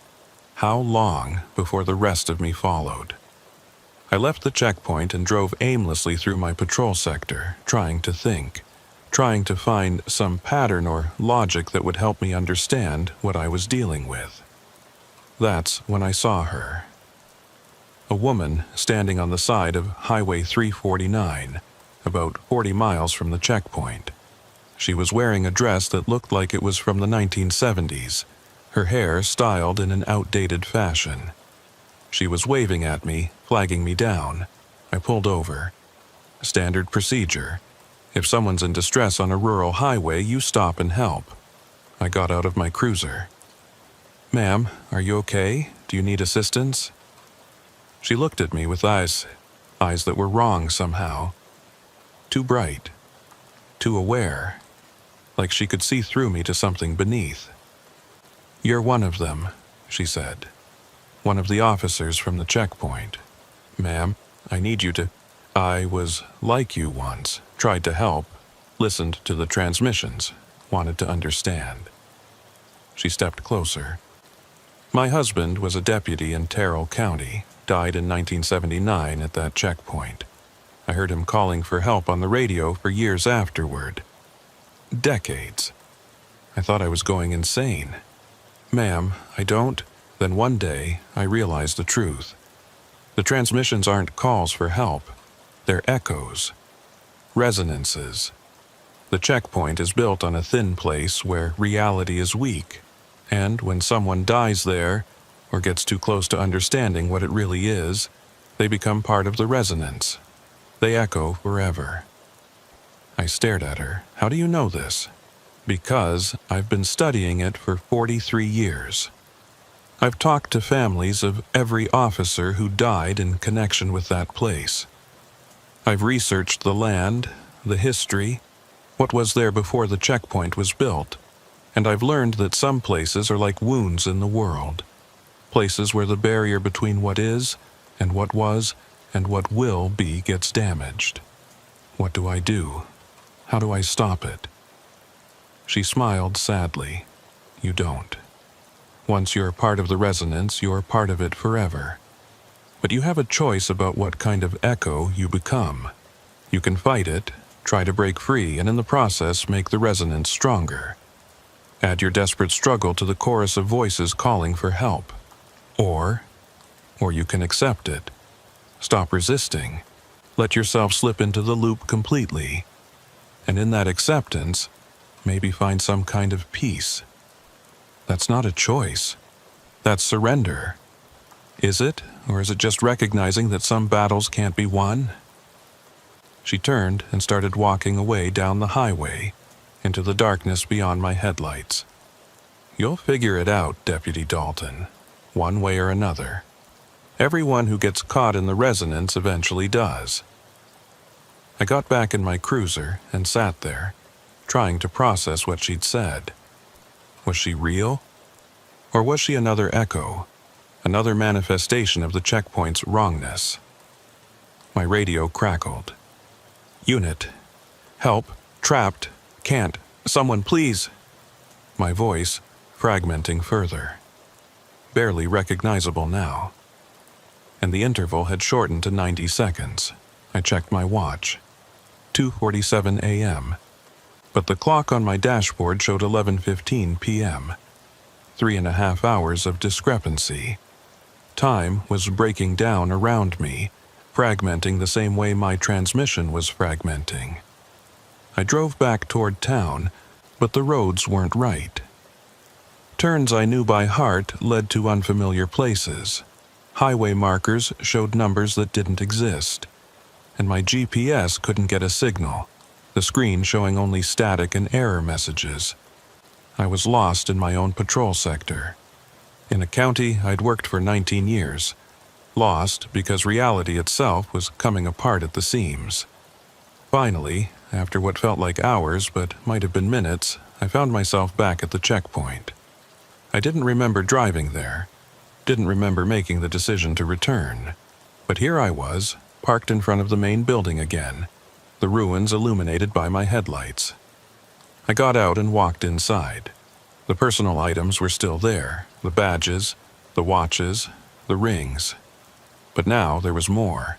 A photo of Marcus Cole with his family, Sarah Martinez's duty log, Tom Blackwell's glasses, and a photograph of me. Not one I recognized, but definitely me, standing in this exact building, looking directly at the camera, my expression somewhere between fear and resignation. I didn't remember anyone taking that photo, didn't remember posing for it. But there it was. Proof that I'd been here before, or would be here again, or was here right now in some timeline that overlapped with this moment. The radio, the destroyed radio I'd shot weeks ago, was working again, whole and undamaged, sitting on the desk, broadcasting. But it wasn't broadcasting my transmission anymore. It was broadcasting silence.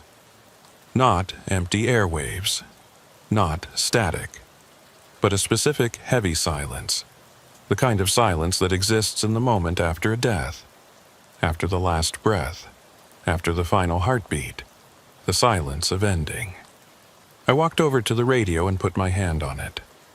It was warm now, alive with some kind of energy. And when I touched it, I could feel them, all the officers who'd died here, who'd been trapped in their loops, who'd been calling for help across decades. They weren't calling anymore. They were waiting. Waiting for me to make my final choice. Fight or accept. Struggle or surrender. Become another desperate voice in the chorus. Or become something else. Something quieter. Something that had stopped resisting. I stood there for a long time, my hand on that radio, feeling the weight of all those deaths pressing down on me, feeling the pull of the loop, the gravity of that resonance trying to drag me down into it completely. And I realized something. The woman on the highway had been wrong. There wasn't just two choices. There was a third option. Not fighting, not surrendering. Understanding. I sat down at the desk with the radio and started examining it properly for the first time. Not as something to destroy or fear, but as a tool. A device that was doing something impossible, and maybe if I understood how it worked, I could understand how to use it differently. The radio was broadcasting on channel 3, our primary frequency. But when I looked at the internal settings, I could see that it was actually transmitting on dozens of frequencies simultaneously. Hundreds, maybe. All of them overlapping. All of them creating interference patterns that shouldn't be possible with standard radio technology. It wasn't just a radio. It was some kind of resonance amplifier. It was taking something that existed naturally, the echoes of deaths, the weak spots in time, and broadcasting them, making them louder, making them impossible to ignore. But what if the amplification could work in reverse? What if instead of making the echoes louder, I could use the radio to dampen them, to quiet the resonance rather than amplify it?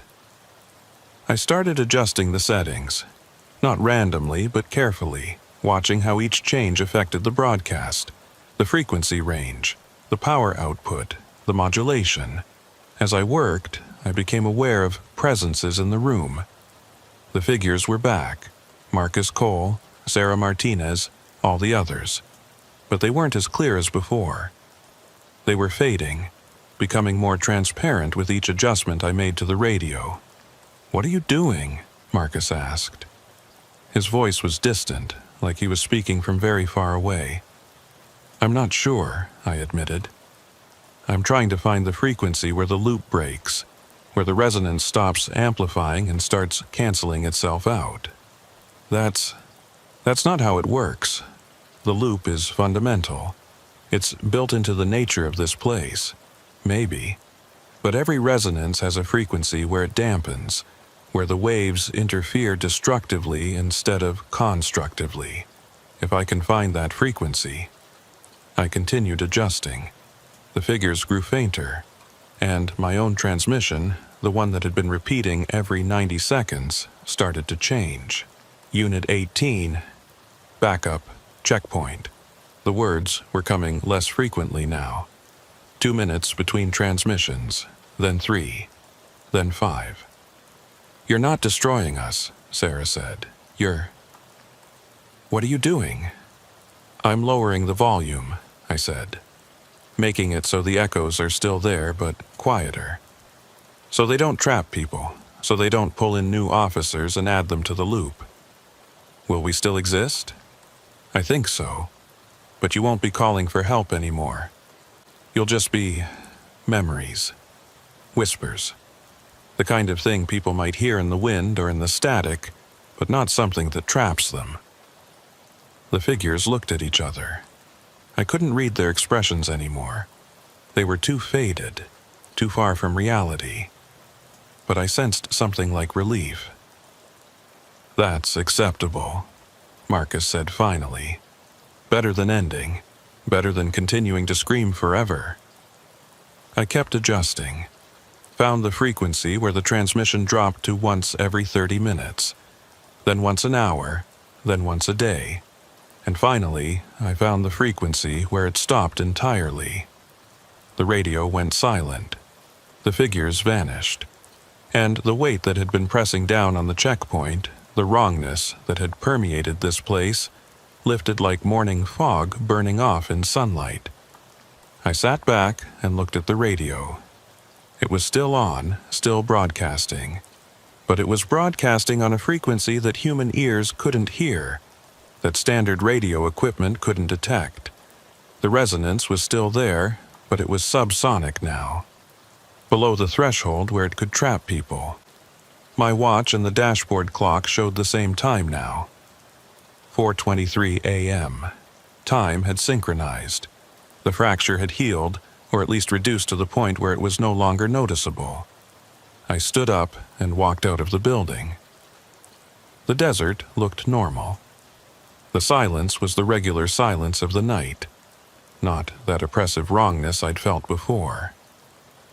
I got in my cruiser and drove back to town. My radio stayed quiet the entire way. No transmissions, no voices, no calls for help from officers who'd died decades ago. When my shift ended at 6 a.m., I wrote a report recommending that the old Sanderson checkpoint be demolished. Not because it was dangerous in any obvious way, but because the buildings were unstable, attracting trespassers, and serving no useful purpose. The county approved the demolition 3 months later. I watched from a distance as the bulldozers knocked down the main building, crushing the desk and the radio and all those personal items beneath tons of rubble. It felt like a funeral, like I was finally letting those officers rest.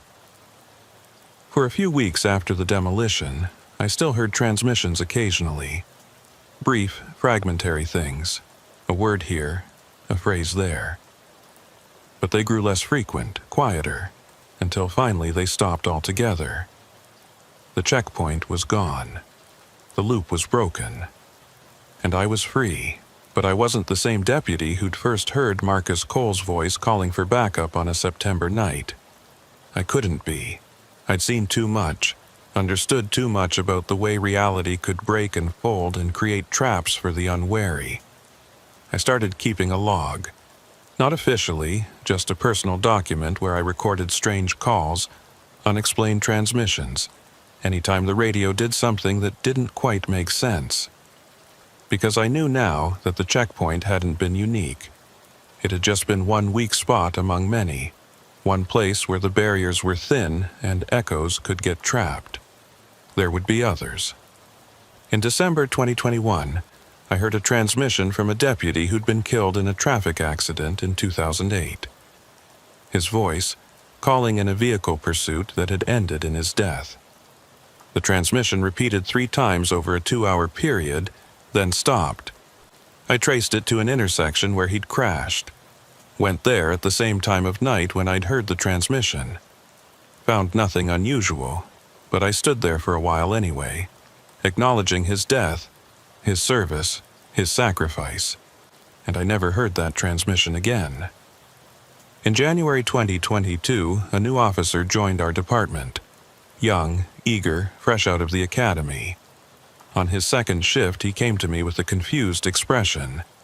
"Deputy Dalton, I keep hearing weird things on Channel 3, voices that don't make sense. Dispatch says they don't hear anything, but I swear, I know, SIS said. I hear them too sometimes. Radio interference, atmospheric conditions. It's normal in rural areas like this. Are you sure? Because it sounds like someone calling for help." I looked at him for a long moment. Saw the same curiosity I'd felt, the same desire to help, the same impulse to investigate that had led me to the checkpoint. And I made a decision. "Listen to me carefully," I said. "Sometimes, on quiet nights, you'll hear things on the radio that don't make sense. Calls that don't get logged. Voices asking for help. Your instinct will be to investigate, to figure out what's going on, to help whoever's calling. Isn't that our job? Yes, but some calls shouldn't be answered. Some people are beyond our help, no matter how much we want to help them. If you hear a transmission that seems off, wrong time, wrong location, wrong frequency, you log it, you note it, but you don't chase it. You understand?" He looked uncertain. "That doesn't seem right. Ignoring calls for help. I'm not saying ignore them. I'm saying recognize when a call is coming from somewhere you can't reach, somewhere outside your jurisdiction, outside your time, outside the reality where you can actually help." "I don't understand." "You will," I said, "eventually. Just promise me that if you hear something strange, something that makes you want to investigate an abandoned place or follow a voice into the darkness, you'll talk to me first. Before you do anything, promise me that." He promised. I don't know if he'll keep that promise when the time comes. I don't know if anyone really can. The impulse to help is strong in people who become cops. It's why we take the job in the first place. But maybe if I can catch the next one early enough, I can show them how to dampen the resonance instead of amplifying it, how to quiet the echoes instead of adding their own voice to the chorus. It's been almost a year since I first heard Marcus Cole's transmission. A year since I found that checkpoint and realized that reality was thinner than I'd ever imagined. That death could create echoes that lasted decades. That trying to help could trap you in the very thing you were trying to escape. I still work the night shift. Still patrol the empty roads of Terrell County. Still monitor Channel 3, listening for those transmissions that shouldn't exist. But I'm not afraid anymore. Because I understand now. The voices aren't trying to trap people. They're not malicious or evil. They're just echoes, resonances, the after-image of moments that were so intense, so desperate, so filled with the human need for help that they left permanent impressions on reality itself. Like footprints in wet concrete that hardened before anyone could smooth them out. My job now is to find those footprints and smooth them out before someone else trips over them. To quiet the resonances before they can trap new officers in new loops. It's lonely work. I can't tell anyone what I'm really doing or why. Can't explain that I'm not just patrolling for smugglers and criminals, but for temporal anomalies and broadcasting echoes. But it matters. Every transmission I trace, every resonance I dampen, every echo I quiet, that's one less trap waiting to catch an unwary officer. One less voice that will call for help across decades. one less loop that will repeat forever. Last night, I heard a new transmission. Different voice, different location, different year. An officer calling for backup during a domestic disturbance in 1991. His voice was faint, barely audible under the static. But it was there, repeating every 4 minutes, trapped in a loop that had been running for 30 years. I'm going to find it. I'm going to trace it to its source. And I'm going to find the frequency where it dampens, where it quiets, where it becomes a whisper instead of a scream. Because that's what I do now. That's what I've become. Not just a deputy. Not just someone who patrols empty roads and enforces laws, but someone who understands that reality is thinner than we think. The death leaves echoes, that some calls for help come from places and times we can never reach, and someone who knows how to make sure those calls don't trap anyone else. That's my story. That's what happened when I heard that last radio transmission. Believe it or don't, I don't care anymore. I just hope that if you're ever working a night shift, patrolling empty roads, listening to your radio in the silence, and if you hear a voice calling for help that shouldn't be there, from a time that's already passed, from someone who's already gone, you'll remember what I learned. Some calls shouldn't be answered. Some echoes should be quieted. And some frequencies exist not to amplify sound, but to dampen it. To turn screams into whispers, to let the dead finally rest. That's the frequency I'm looking for. Every night, every shift. The frequency where the loop breaks. The frequency where the echoes fade. The frequency where the last radio transmission finally goes silent. And I'll keep looking until I find it. Or until I become one of the echoes myself. Either way, someone will hear my voice calling for help someday. Repeating on a frequency that shouldn't exist. Trapped in a loop that spans decades. And I hope, I truly hope, that whoever hears it will know what to do. Will know how to find the frequency where it quiets. Will know how to let me rest.